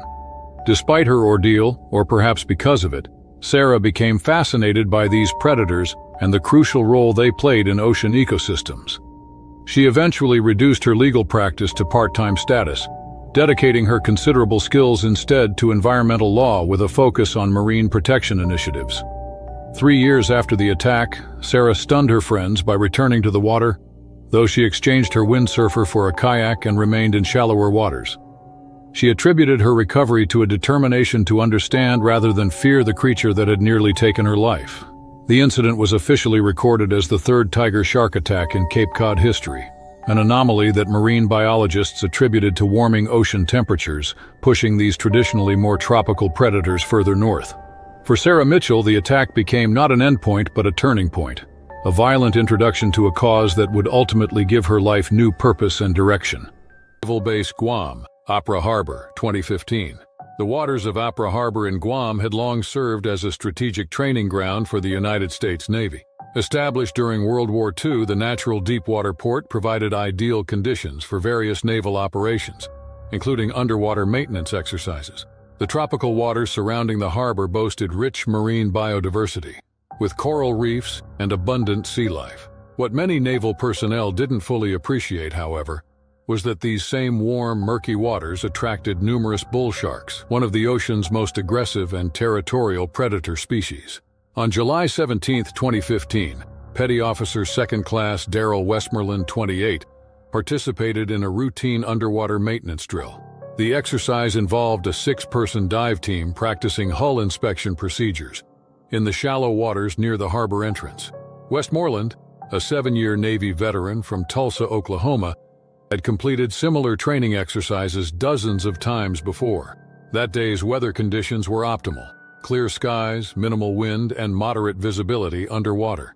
According to Lieutenant Commander Jonas Fitzgerald, who supervised the operation from the support vessel, the team had been in the water for approximately 40 minutes when the incident occurred.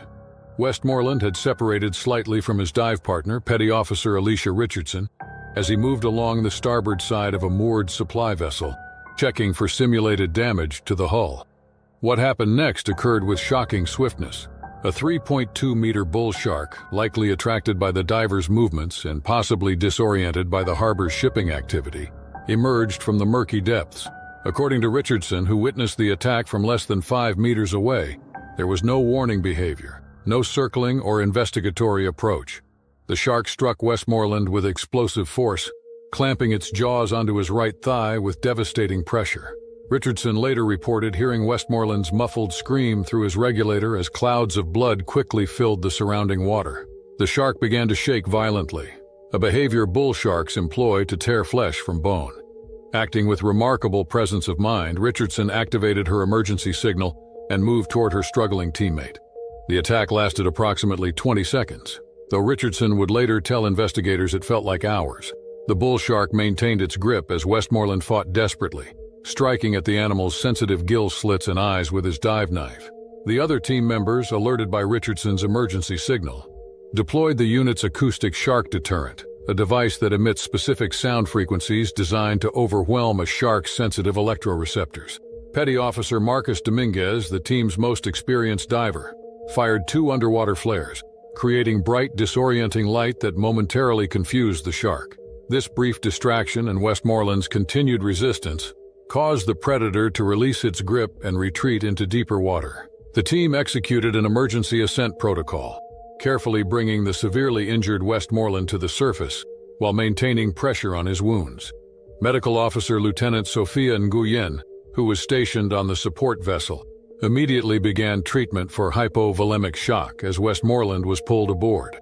The sailor had sustained catastrophic damage to his quadriceps and hamstring muscles, with the shark's serrated teeth creating deep, jagged wounds that exposed bone in several places. A military helicopter transported Westmoreland to the Naval Hospital within 18 minutes of the attack. There, a surgical team led by Commander Wei Jiang worked 7 hours to repair the extensive damage. Jiang later told Navy officials that the bite force had been so severe it had fractured Westmoreland's femur and severed his femoral artery, which nearly resulted in a fatal blood loss. The incident sent shockwaves through the naval diving community. Admiral Raymond Connor, commander of naval forces in the Western Pacific, ordered an immediate review of diving protocols, particularly in waters with bull shark populations. Marine biologist Dr. Elena Vasquez, who consulted with the Navy following the attack, explained that bull sharks are among the few species that can tolerate saltwater and freshwater environments, making them common in harbors and estuaries where naval operations often occur. In her official report, Dr. Vasquez noted that bull sharks were particularly dangerous because of their aggressive temperament and ability to hunt effectively in low-visibility conditions. She explained that unlike many shark species that relied heavily on vision, bull sharks used electroreceptors to detect prey in murky waters, precisely the conditions in busy harbors. In the aftermath of the attack, the Navy implemented several new safety measures, including enhanced shark detection technology, additional safety divers during training exercises, and more comprehensive marine hazard awareness training. The attack also prompted research into developing more effective shark deterrent equipment for military divers. Westmoreland remarkably recovered after 16 months of intensive rehabilitation at the Military Medical Center. Though his diving career ended, he remained in the Navy, becoming an instructor in underwater emergency response procedures. The experience he gained through his recovery proved invaluable in training new generations of naval divers. Westmoreland rarely spoke publicly about the attack, but he briefly addressed the incident during a Navy Safety Conference 2018. According to attendees, he emphasized the importance of respecting the ocean's apex predators and acknowledging that humans are visitors in their domain. The equipment he had been wearing during the attack, his torn wetsuit and punctured air tank, was later placed on display at the Naval Undersea Museum in Keyport, Washington, as part of an exhibit on diving safety. Richardson received the Navy and Marine Corps Medal for her actions during the crisis, becoming one of the few women at that time to receive the honor for heroism during a non-combat situation. The coastal town of Gansbaai, South Africa, had long been known as the Great White Shark Capital of the world. On May 13, 2025, what began as a routine criminal investigation would become a harrowing testament to nature's unpredictable ferocity. Detective Sergeant Thulani Nkosi had been tracking a double homicide case for weeks. The breakthrough came when an anonymous tip revealed that crucial evidence had been disposed of in a vehicle deliberately sunk in an inlet known locally as Shark Alley, a channel between Dyer Island and Geyser Rock infamous for its dense great white shark population. The decision to send divers was not made lightly, but the evidence was critical to prosecuting the prime suspect, local businessman Peter Vorster. The specialized maritime crime unit assembled at dawn. The team consisted of 6 experienced police divers, Detective Sergeant Lunjil Mbatha, who led the underwater operations, Constable Zanele Kumalo, the unit's most experienced diver, Officer Saifo Radebe, a former Navy specialist, Senior Detective Willem Pretorius, a veteran of over 300 forensic dives, Constable Taran Govinder, the unit's newest but most technically proficient member, and Sergeant Jabu Dlamini, who specialized in underwater evidence collection. The morning was overcast, with a light mist hovering over choppy waters. Marine biologist Dr. Astrid Janssen, who consulted for the police department, noted that conditions were less than ideal. Recent storm activity had stirred the waters, reducing visibility to less than 3 meters. More concerning, local fishermen had reported increased great white activity following a seal pupping season that had drawn numerous sharks to the area. At around 8:43 a.m., the team deployed from their vessel, descending methodically toward the submerged vehicle that sat 30 meters below on a sandy shelf. They carried specialized equipment for underwater forensics and maintained constant communication with the surface team. The operation was expected to take no more than 40 minutes. 22 minutes into the dive, Officer Radabe spotted the sunken vehicle, a black sedan partially buried in silt. As the team approached, Constable Govender noticed something disturbing. Traces of what appeared to be dried blood had seeped from the trunk, creating a faint but detectable scent trail in the water. At around 9:08 a.m., the surface team heard a burst of garbled communication. What followed were chaotic transmissions and emergency signals. A massive female great white shark, later estimated to be nearly 6 meters long, had emerged suddenly from the deeper waters beyond the shelf. Marine biologists would later speculate that the shark had been drawn by the combination of the divers' movements, the metallic sounds of their equipment, and the lingering blood traces from the vehicle's grim contents. The shark struck without warning, first targeting Constable Kumalo. The great white's powerful jaws clamped onto her left arm, the pressure nearly severing it at the elbow. The water immediately clouded with blood as Sergeant Mbatha activated his shark repellent device and moved to assist his colleague. Before the team could regroup, the shark circled back with startling speed. This time it rammed Detective Pretorius in the chest with such force that 3 of his ribs fractured on impact, causing his regulator to dislodge momentarily. Officer Radebe pulled him back as he began to panic, struggling for air. Sergeant Dlamini deployed an acoustic deterrent device, but the shark, now in what experts would later describe as an investigative feeding pattern, made another pass through the scattered team. Constable Govender suffered lacerations to her leg as the shark's rough skin brushed against her during its charge toward Sergeant Mbatha, who narrowly avoided a direct bite by pushing his evidence collection case between himself and the predator's open jaws. Following protocol for shark emergencies, the team initiated emergency ascent procedures. Officer Radabe and Detective Pretorius ascended first, with Pretorius requiring assistance due to his injuries. Sergeant Dlamini and Sergeant Mbatha formed a protective barrier around Constable Kumalo, whose blood loss was becoming critical. Constable Govender maintained a position slightly below, keeping the acoustic device active and monitoring for further approaches. The surface team, alerted by the emergency signals, had already called for air medical evacuation. As the divers broke the surface, crew members rushed to pull them aboard and applied immediate first aid. The shark circled the boat for 17 minutes before disappearing into deeper waters.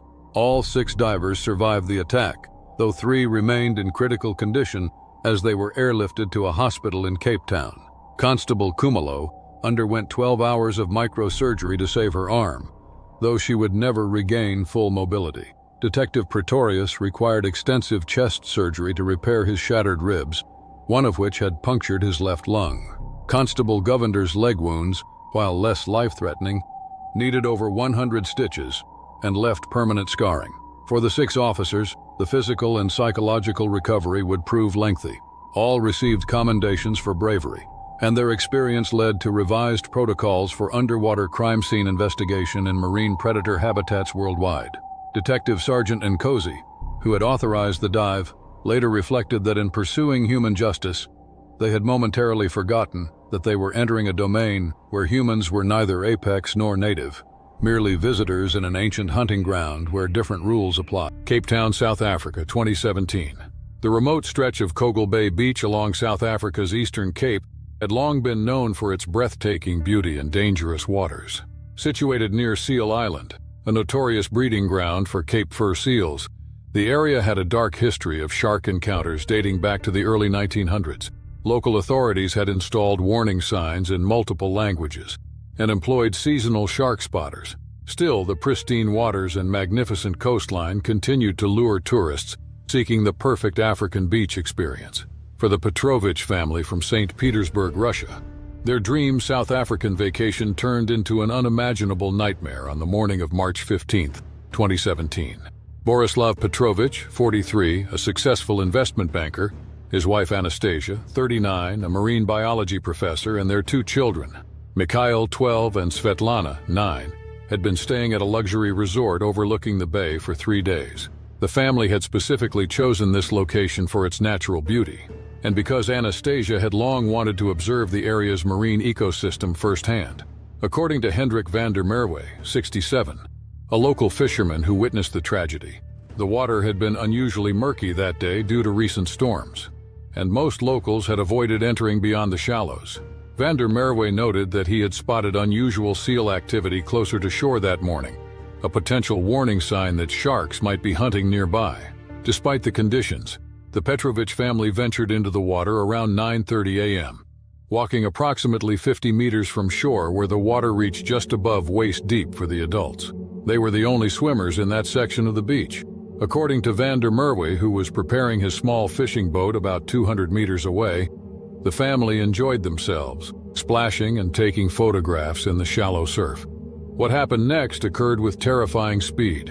A 4.8-meter great white shark, later identified by marine biologists as a mature female known to frequent the area, approached from deeper waters. The shark, likely drawn by the family's splashing that mimicked distressed prey, targeted Borislav first. Van der Merwe recalled hearing sudden screams and seeing a massive disturbance in the water. The shark had struck Borislav from behind, inflicting catastrophic bite wounds across his lower back and legs. The force of the attack sent him face down into the water, where he remained motionless. Reacting with maternal instinct, Anastasia immediately pushed her children toward shore while attempting to reach her husband. The chaos of thrashing bodies and spreading blood appeared to trigger a feeding response in the shark. It circled back with frightening precision, this time targeting Anastasia. According to Van der Merwe, who had abandoned his equipment and was running toward the water's edge, the shark bit Anastasia across her torso with such force that she was briefly lifted from the water before disappearing beneath the surface. The children, panicking and just meters from their parents, became the next targets. The shark, continuing its aggressive behavior, attacked Mikhail first, then Svetlana, leaving fatal wounds to both children. Van der Merwe described the water turning dark red as he and 3 other beachgoers who had heard the commotion rushed into the shallows. Jalil Abrahams, 29, a nearby tour guide who joined the rescue attempt, later told authorities that only Mikhail showed signs of life when they reached the scene. Despite their desperate efforts to stem the bleeding from massive wounds to his legs and abdomen, the boy succumbed to his injuries before emergency services arrived approximately 18 minutes later. The attack shocked the community and rippled through South Africa's tourism industry. Dr. Nomvula Zaba, a shark researcher from a university in Cape Town who investigated the incident, explained that several factors likely contributed to the tragedy. The family had unknowingly entered the water during what local fishermen called the shark hour, the early morning period when great whites often hunt actively. Additionally, their location near a seal colony during pupping season placed them in a high-risk zone.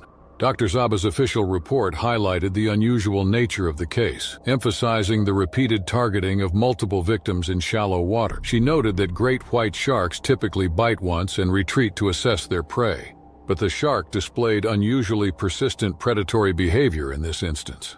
In the aftermath, Cape Town municipal authorities implemented enhanced safety measures, including expanded shark spotting programs, additional warning buoys, and mandatory beach closures during high-risk periods.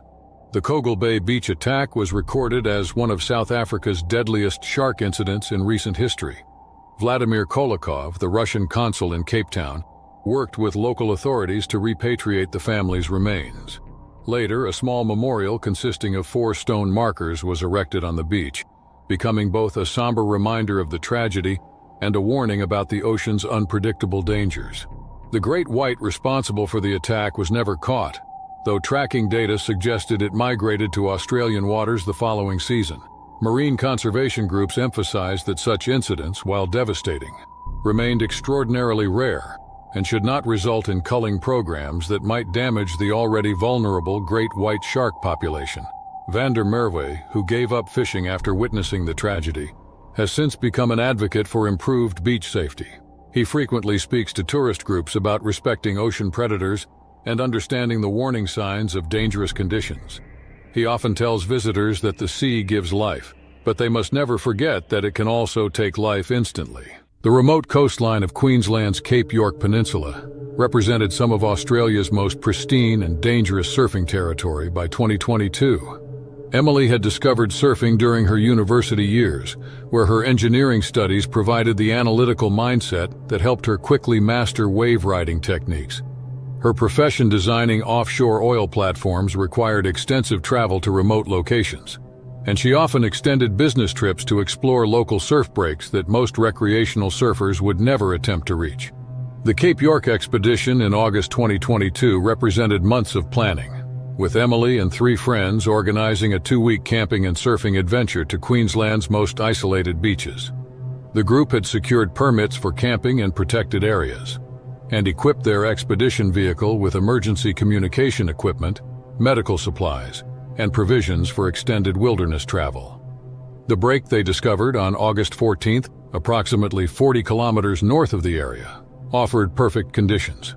Consistent 4-foot waves breaking over shallow coral reef, offshore winds, and water temperatures warm enough to surf without wetsuits.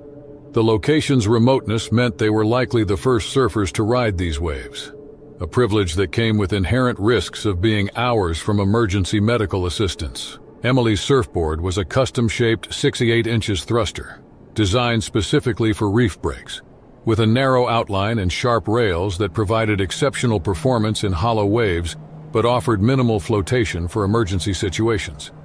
Her decision to surf with this board would prove significant when she encountered a great white shark, which reduced her primary safety equipment to debris. The morning session began at dawn, with Emily and her companions enjoying 2 hours of perfect waves with no other surfers in sight. Water clarity extended beyond 20 meters, revealing intricate coral formations below and providing excellent visibility for spotting marine life.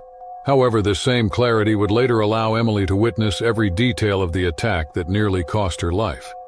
At approximately 8:30 a.m., Emily was positioned 100 meters from shore, waiting for the next set while sitting astride her surfboard.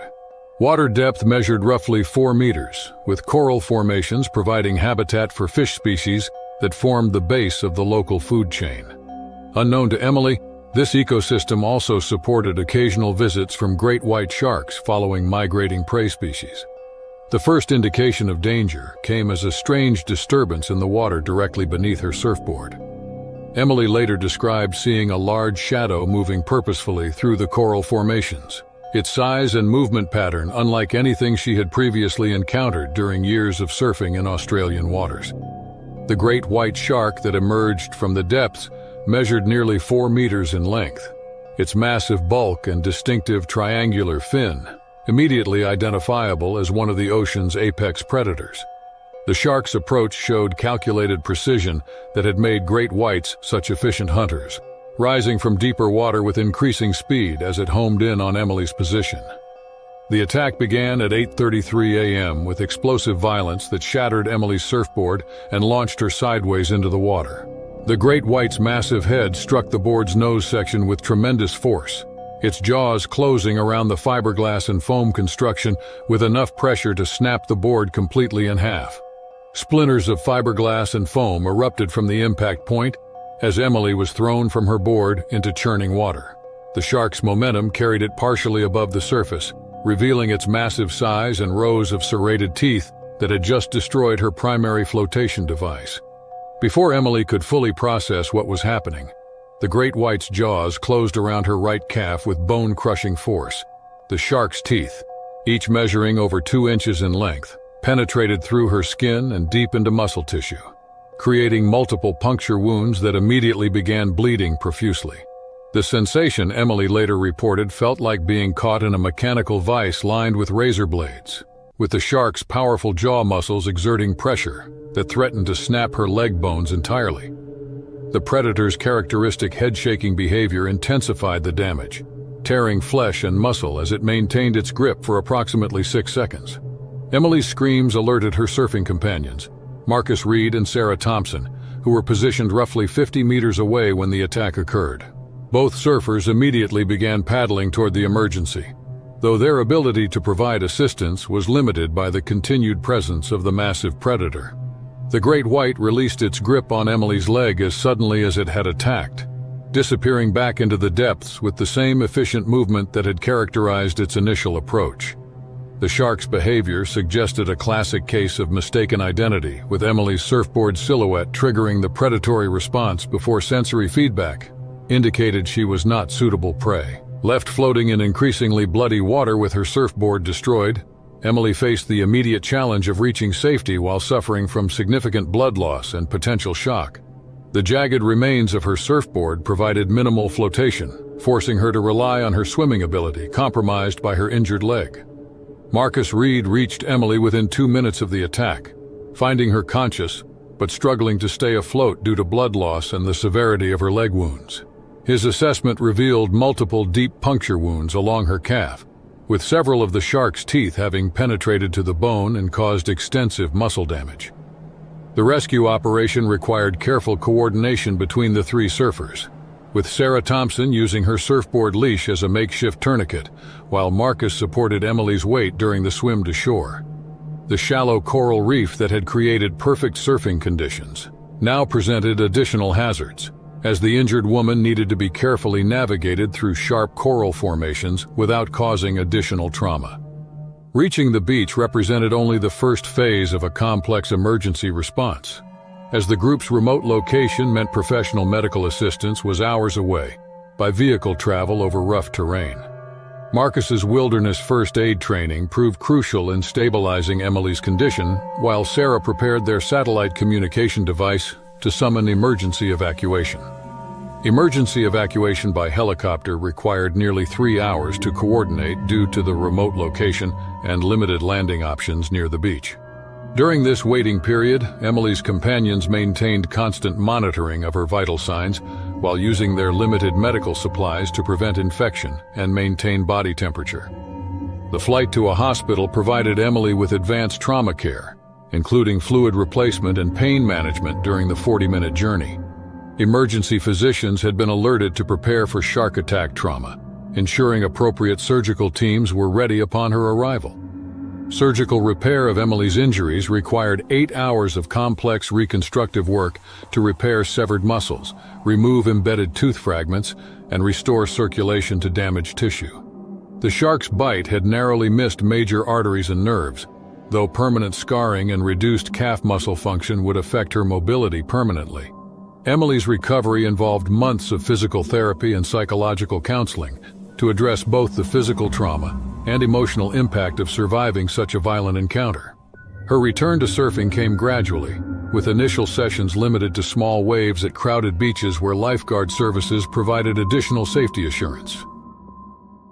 Off the rugged, windswept coast of South Africa near Cape Town on May 1, 2025, what was supposed to be groundbreaking television entertainment turned into a horrifying ordeal that would change the lives of everyone involved. The location had been specifically chosen for its dramatic landscape and challenging waters, an area known locally as Shark Alley, due to its high concentration of marine predators. For decades, this stretch of coastline had attracted thrill seekers and researchers alike, drawn by the notorious presence of great white sharks that patrolled these waters in search of the local seal colonies.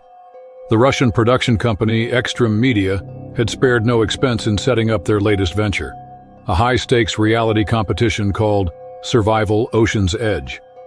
10 contestants from across Eastern Europe had been selected after rigorous auditions, each believing they would return home with fame and fortune.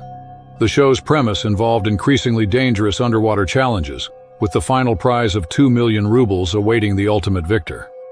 Producer Alexei Volkov had insisted on authenticity, rejecting safety measures proposed by local marine experts.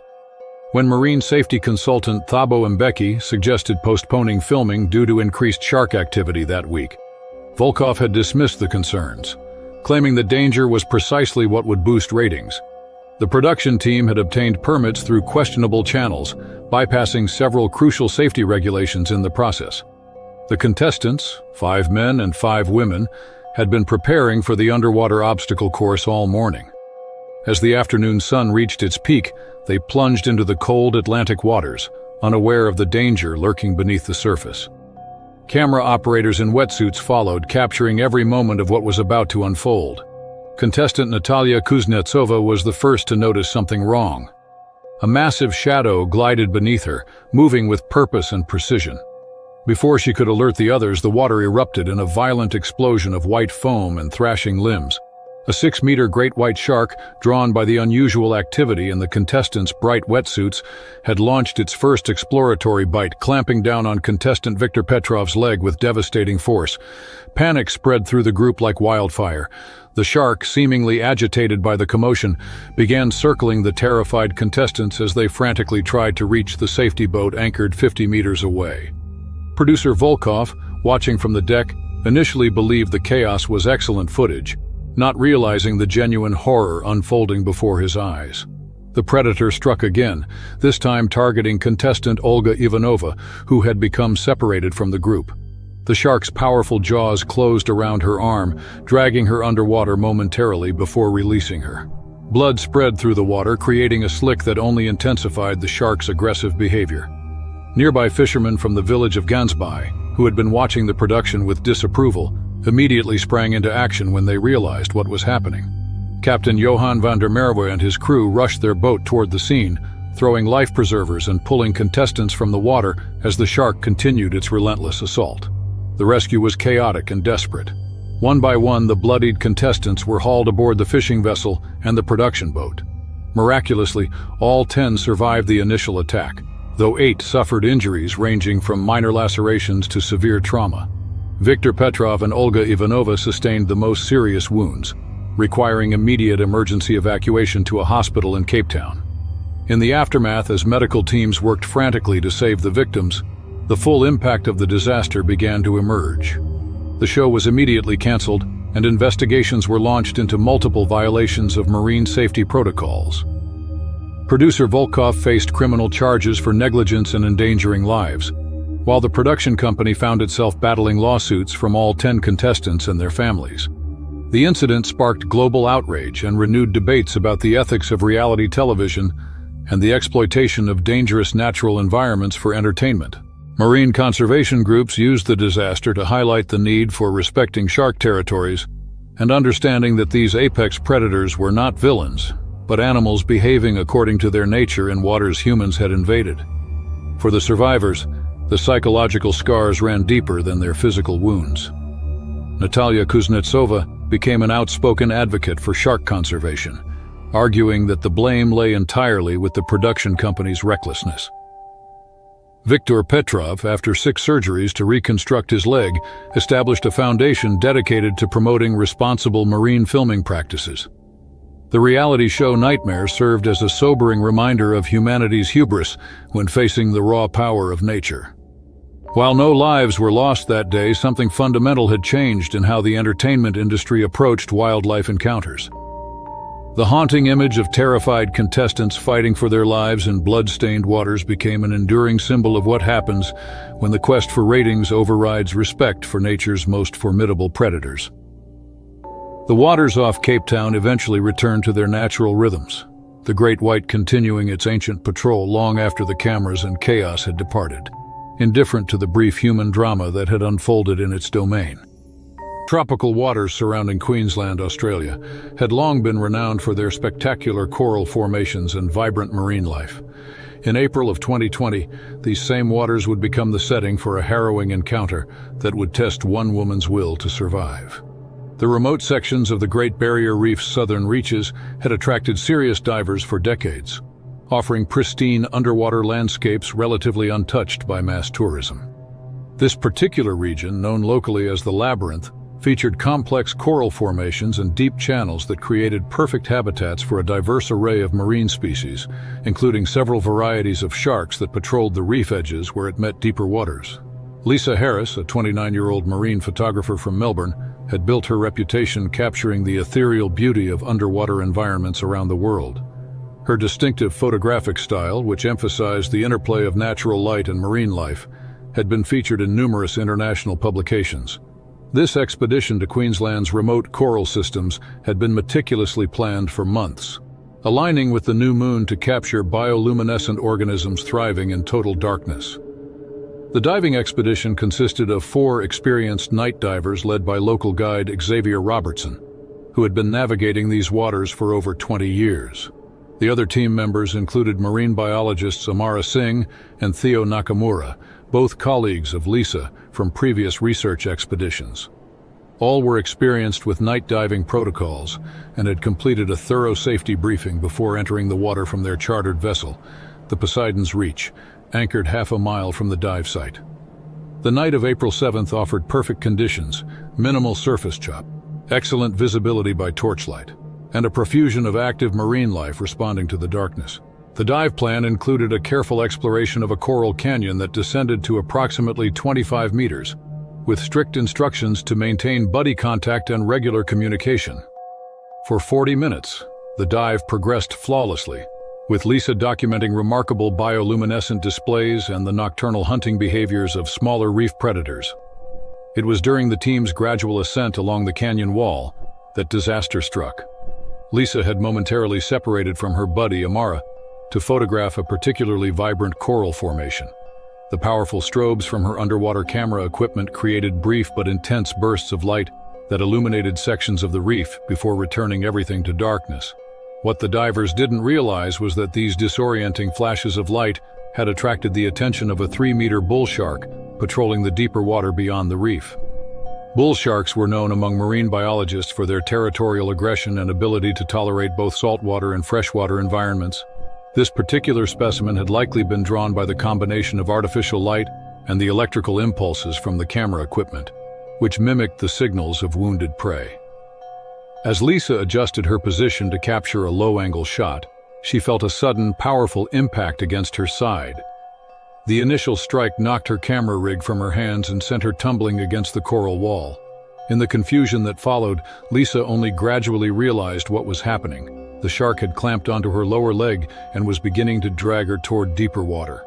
The pressure was initially more shocking than painful, adrenaline temporarily masking the severity of her injury. Her training as an experienced diver proved crucial in these first critical moments. Rather than panicking and fighting against the pull, which would have increased the shark's predatory response, Lisa maintained control of her breathing and reached for the dive knife strapped to her calf. Amara, having noticed Lisa's absence, had already initiated a search pattern and witnessed the attack in progress. She immediately activated her emergency signaling device, alerting the rest of the team while rapidly approaching the struggling diver and predator. The shark, now engaged in what marine biologists call a test bite phase, maintained its grip on Lisa's leg while assessing whether she represented suitable prey. Guide Xavier Robertson responded with practiced efficiency, deploying an emergency shark deterrent flare directly into the water between Lisa and the shark. The magnesium-based flare burned underwater, creating an intense light and chemical irritant that momentarily disoriented the predator. In that crucial moment of confusion, the shark released its grip and retreated into the darkness beyond the reef edge. The team executed an emergency ascent, carefully controlling their buoyancy to avoid the additional dangers of decompression sickness. Lisa remained conscious throughout, though increasingly aware of the searing pain and blood loss from her mangled lower leg. Once on the surface, the team worked with practiced coordination to get her aboard the waiting vessel, where emergency medical protocols were immediately implemented. The boat captain, Duncan Mackenzie, had already radioed for emergency evacuation, while the onboard medic, Siobhan O'Malley, worked to stabilize Lisa's condition. The shark's powerful jaws had caused significant damage, lacerating muscle tissue and partially fracturing her fibula, but remarkably had missed the major arteries that would have resulted in fatal blood loss. The Australian Maritime Safety Authority dispatched a rescue helicopter, which reached their position within 40 minutes, a remarkably quick response given their remote location.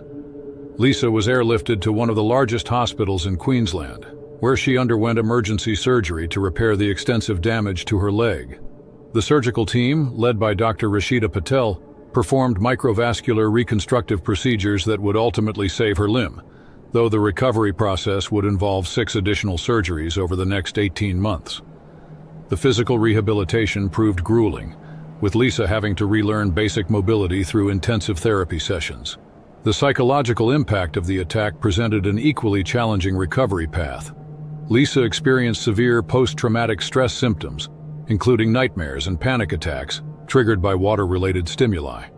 Through specialized therapy, she gradually processed the trauma, eventually finding a way to integrate the experience into her understanding of marine environments and the inherent risks of her profession. In a development that surprised many, Lisa returned to underwater photography 14 months after the attack. Though she no longer participated in night dives, her first post-recovery project focused specifically on shark conservation, using her personal experience to advocate for a better understanding of these apex predators rather than demonizing them. Her photo series, Predator and Prey, received international acclaim for its nuanced portrayal of sharks as neither villains nor misunderstood pets, but as essential components of healthy marine ecosystems. The incident led to improved safety protocols for night diving operations throughout Queensland, including mandatory shark deterrent equipment and enhanced communication systems. Xavier Robertson used the experience to develop specialized training programs for dive guides on predator recognition and emergency response, which were eventually adopted by diving associations across Australia. For Lisa Harris, the attack became not an ending, but a pivotal moment in her career and life perspective. Her subsequent work carried a deeper appreciation for the fragile balance between humans and the natural world they temporarily entered. The scars on her leg served as a permanent reminder of a night when ancient predator and modern human had briefly and violently intersected, and both had survived to continue their separate journeys. The frigid waters off a coastal city in Namibia had always been notorious among local fishermen for their resident great white shark population. The Benguela Current brought nutrient-rich waters that attracted massive schools of sardines, which in turn drew the apex predators close to shore. On June 6, 2025, this natural phenomenon would collide catastrophically with human ambition when a Russian film production chose these waters as the backdrop for their high-budget thriller. Director Alexei Volkov had spent months scouting locations for his latest action film, seeking authenticity that computer-generated effects simply could not provide. The production company, Crimson Wave Studios, had obtained all necessary permits and hired local marine safety experts. But the allure of filming in genuine great white territory proved irresistible. The waters around a small island with a population of seals, cormorants, and other bird species just 12 kilometers from the mainland offered the perfect combination of dramatic coastline and predictable shark activity. The morning dawned overcast and bitterly cold, with water temperatures hovering around 14 degrees Celsius. Lead actors Dmitry Kozlov, a 32-year-old method actor known for performing his own stunts, and Svetlana Petrov, a 28-year-old former Olympic swimmer turned actress, prepared for what the script called the climactic ocean struggle scene. Both actors had undergone extensive water safety training, but neither had experience with predator-infested waters. The scene required Dmitry and Svetlana to portray survivors of a shipwreck, fighting exhaustion while clinging to debris approximately 200 meters from shore. 3 support boats formed a protective triangle around the filming area, with safety divers positioned underwater and marine biologist Dr. Heinrich Müller monitoring shark activity through hydrophones and underwater cameras. Dr. Müller had expressed concerns about elevated shark activity that morning, noting that his monitoring equipment had detected multiple large signatures in the vicinity. The production team acknowledged his warnings but decided to proceed, citing tight scheduling constraints and weather forecasts predicting worse conditions in the coming days. At precisely 10:47 a.m., cameras began rolling as Dmitry and Svetlana entered the water. The scene called for them to appear exhausted and desperate, struggling against each other for a piece of floating debris. Both actors wore full wetsuits, but their movements and splashing inevitably created the surface disturbance patterns that great whites associate with wounded marine mammals. For the first 12 minutes, filming proceeded smoothly. Dmitry and Svetlana performed their choreographed struggle with convincing desperation, while underwater cameras captured dramatic angles from below. The crew remained vigilant, scanning the water through binoculars and monitoring Dr. Müller's equipment, which showed normal readings. The attack began without warning at 10:59 a.m. A massive great white shark, later estimated at over 5 meters in length, erupted from the depths directly beneath the actors. Security cameras from multiple boats later revealed that the predator had been stalking them from below for at least 3 minutes, rising slowly from the deeper waters beyond the monitoring zone. The shark struck Dmitry first, its powerful jaws clamping down on his left thigh with devastating force. The actor's screams pierced the morning air as the predator's serrated teeth tore through his wetsuit and deep into muscle tissue.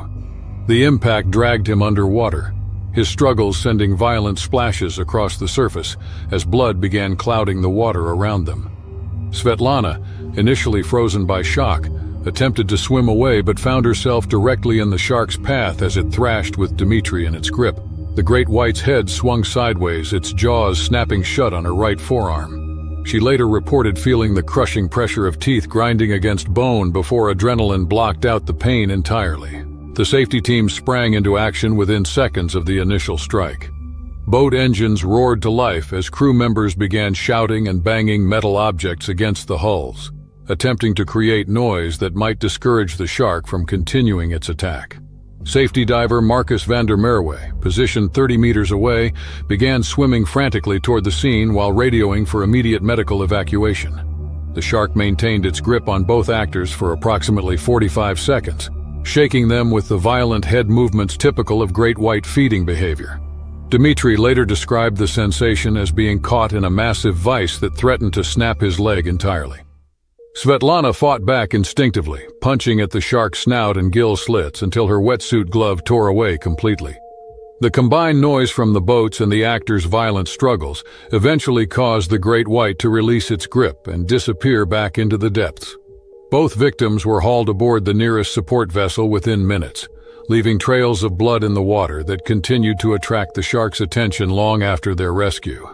Dmitri had sustained deep lacerations to his left thigh, with damage to major muscle groups, but fortunately, no arterial bleeding. Svetlana's forearm showed puncture wounds from multiple teeth, with one tooth fragment remaining embedded near her wrist. Both actors remained conscious throughout their rescue, though Svetlana went into mild shock from blood loss. Emergency medical helicopters arrived within 25 minutes, transporting both victims to a hospital where trauma surgeons worked for hours to repair the damage. Dmitri required extensive muscle reconstruction and would walk with a permanent limp, while Svetlana faced months of physical therapy to regain full use of her arm. The attack stands as one of the most significant great white encounters in history, serving as a stark reminder that nature's most efficient predators cannot be controlled or predicted, no matter how much humans prepare or rely on technology. Atlantic waters off the Outer Banks of North Carolina had long been known for their abundant fishing grounds and unpredictable temperament. In the pitch-black night of September 18, 2019, these waters would become the setting for an extraordinary encounter between man and one of the ocean's most formidable predators. The Outer Banks, a thin strip of barrier islands separating the Atlantic Ocean from the mainland, had been home to generations of commercial fishermen who braved its volatile conditions to harvest its bounty. The area was also notorious among marine biologists for its diverse shark population, particularly in the warm late summer months when various species followed migrating fish schools along the coast. James Thompson, a 42-year-old third-generation commercial fisherman, had spent his entire life on these waters. His weathered 36-foot trawler, the Caroline's Promise, named after his late wife, was a familiar sight to other local fishermen. James had developed a reputation for his willingness to work longer hours and venture farther from shore than most of his peers. A necessity after corporate fishing operations had depleted the easier-to-reach fishing grounds. His solitary nature had intensified following Caroline's death from cancer 5 years earlier, and he often chose to work alone despite the inherent risks. On this particular night, James had navigated approximately 12 miles offshore to reach what local fishermen called the Shelf, an underwater ridge where Atlantic croaker and sea bass congregated in significant numbers. The weather report had promised calm seas, and the night had indeed begun with an unusual stillness, the water's surface appearing almost glass-like under the three-quarter moon. By midnight, James had already collected a respectable haul and was in the process of retrieving his final net of the evening. The attack came without warning. A massive great white shark, later estimated to be approximately 15 feet long, rammed the vessel's starboard side with explosive force. The impact sent James sprawling across the deck, disorienting him momentarily as equipment crashed around him. Marine biologists would later theorize that the shark had likely been attracted by the electrical impulses from the boat's equipment and the vibrations of fish struggling in the nets, a combination that mimicked the signals of wounded prey in distress. Before James could fully regain his footing, the shark struck again, this time targeting the net full of fish being winched aboard. The powerful predator's momentum tore through the heavy-duty netting and dislodged the mechanical winch, which whipped violently across the deck. The metal equipment struck James directly in the shoulder, the impact throwing him overboard into the dark waters 15 feet below. The shock of sudden immersion in the cold Atlantic partially stunned James, but his lifetime on the water had instilled instinctive responses. He immediately oriented himself and began swimming toward the boat's outline against the night sky. The splash of his entry, however, had attracted the shark's attention. In the moonlight, James could make out the massive shadow circling between him and the vessel, its dorsal fin occasionally breaking the surface in a terrifying reminder of the creature's size. What followed was a desperate battle of wits between man and predator. James understood that panicked, erratic movements would only trigger the shark's predatory instinct. Instead, he began swimming with deliberate, measured strokes, avoiding splashing while keeping the shark in his peripheral vision. When the creature made its first investigatory approach, James waited until the last possible moment before changing direction sharply, a technique he had once read about in a marine safety manual, but never imagined having to employ. The shark circled increasingly tighter patterns around him, each pass bringing it closer to James's vulnerable form. His destination became not the boat, but a large commercial buoy approximately 50 yards away, marking underwater telecommunications cables. The floating object represented his only chance, a platform to climb above the water's surface and away from the persistent predator. The final approach to the buoy became a desperate race as the shark's behavior shifted from curiosity to more aggressive posturing. James could feel the displacement of water as the creature passed beneath him, close enough that its rough skin brushed against his leg. With one powerful lunge, he reached the buoy's metal ladder and pulled himself up, his hands slipping on the algae-covered rungs before finding purchase. The shark made one final pass, its tail slapping against the buoy's submerged portion, with enough force to vibrate the entire structure. For 3 hours, James clung to the buoy in the darkness, watching as the shark occasionally circled before eventually losing interest and disappearing into the depths. The night air chilled his wet clothes, bringing him dangerously close to hypothermia. His salvation came shortly after dawn, when the crew of a passing sport fishing vessel, the Marlin Hunter, spotted him waving frantically from his precarious perch. They quickly retrieved him, radioing the Coast Guard while providing first aid for his injured shoulder and mild hypothermia. James's abandoned boat was located later that day, still adrift with its engine running. The damage to its hull and the destroyed fishing net provided tangible evidence of his extraordinary story. Marine biologists from the North Carolina Coastal Studies Institute documented the incident, noting that while great white sharks were known to occasionally investigate boats, such aggressive interaction was extremely unusual and likely represented territorial behavior rather than predatory intent. The experience transformed James's relationship with the ocean, which had been his livelihood for decades. While he eventually returned to fishing, he never again worked alone and became an advocate for improved safety protocols among the commercial fishing community.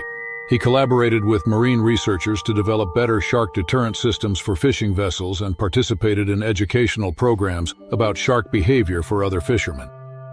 The Outer Banks fishing community nicknamed him Shark Thompson, a moniker he initially resisted but eventually embraced along with his role as an unofficial authority on shark encounters. The buoy that had saved his life became known locally as Thompson's Perch, a landmark that passing fishermen would acknowledge with a brief boat horn salute, a recognition of a night when the ancient dance between predator and prey had resulted, against all odds, in mutual survival.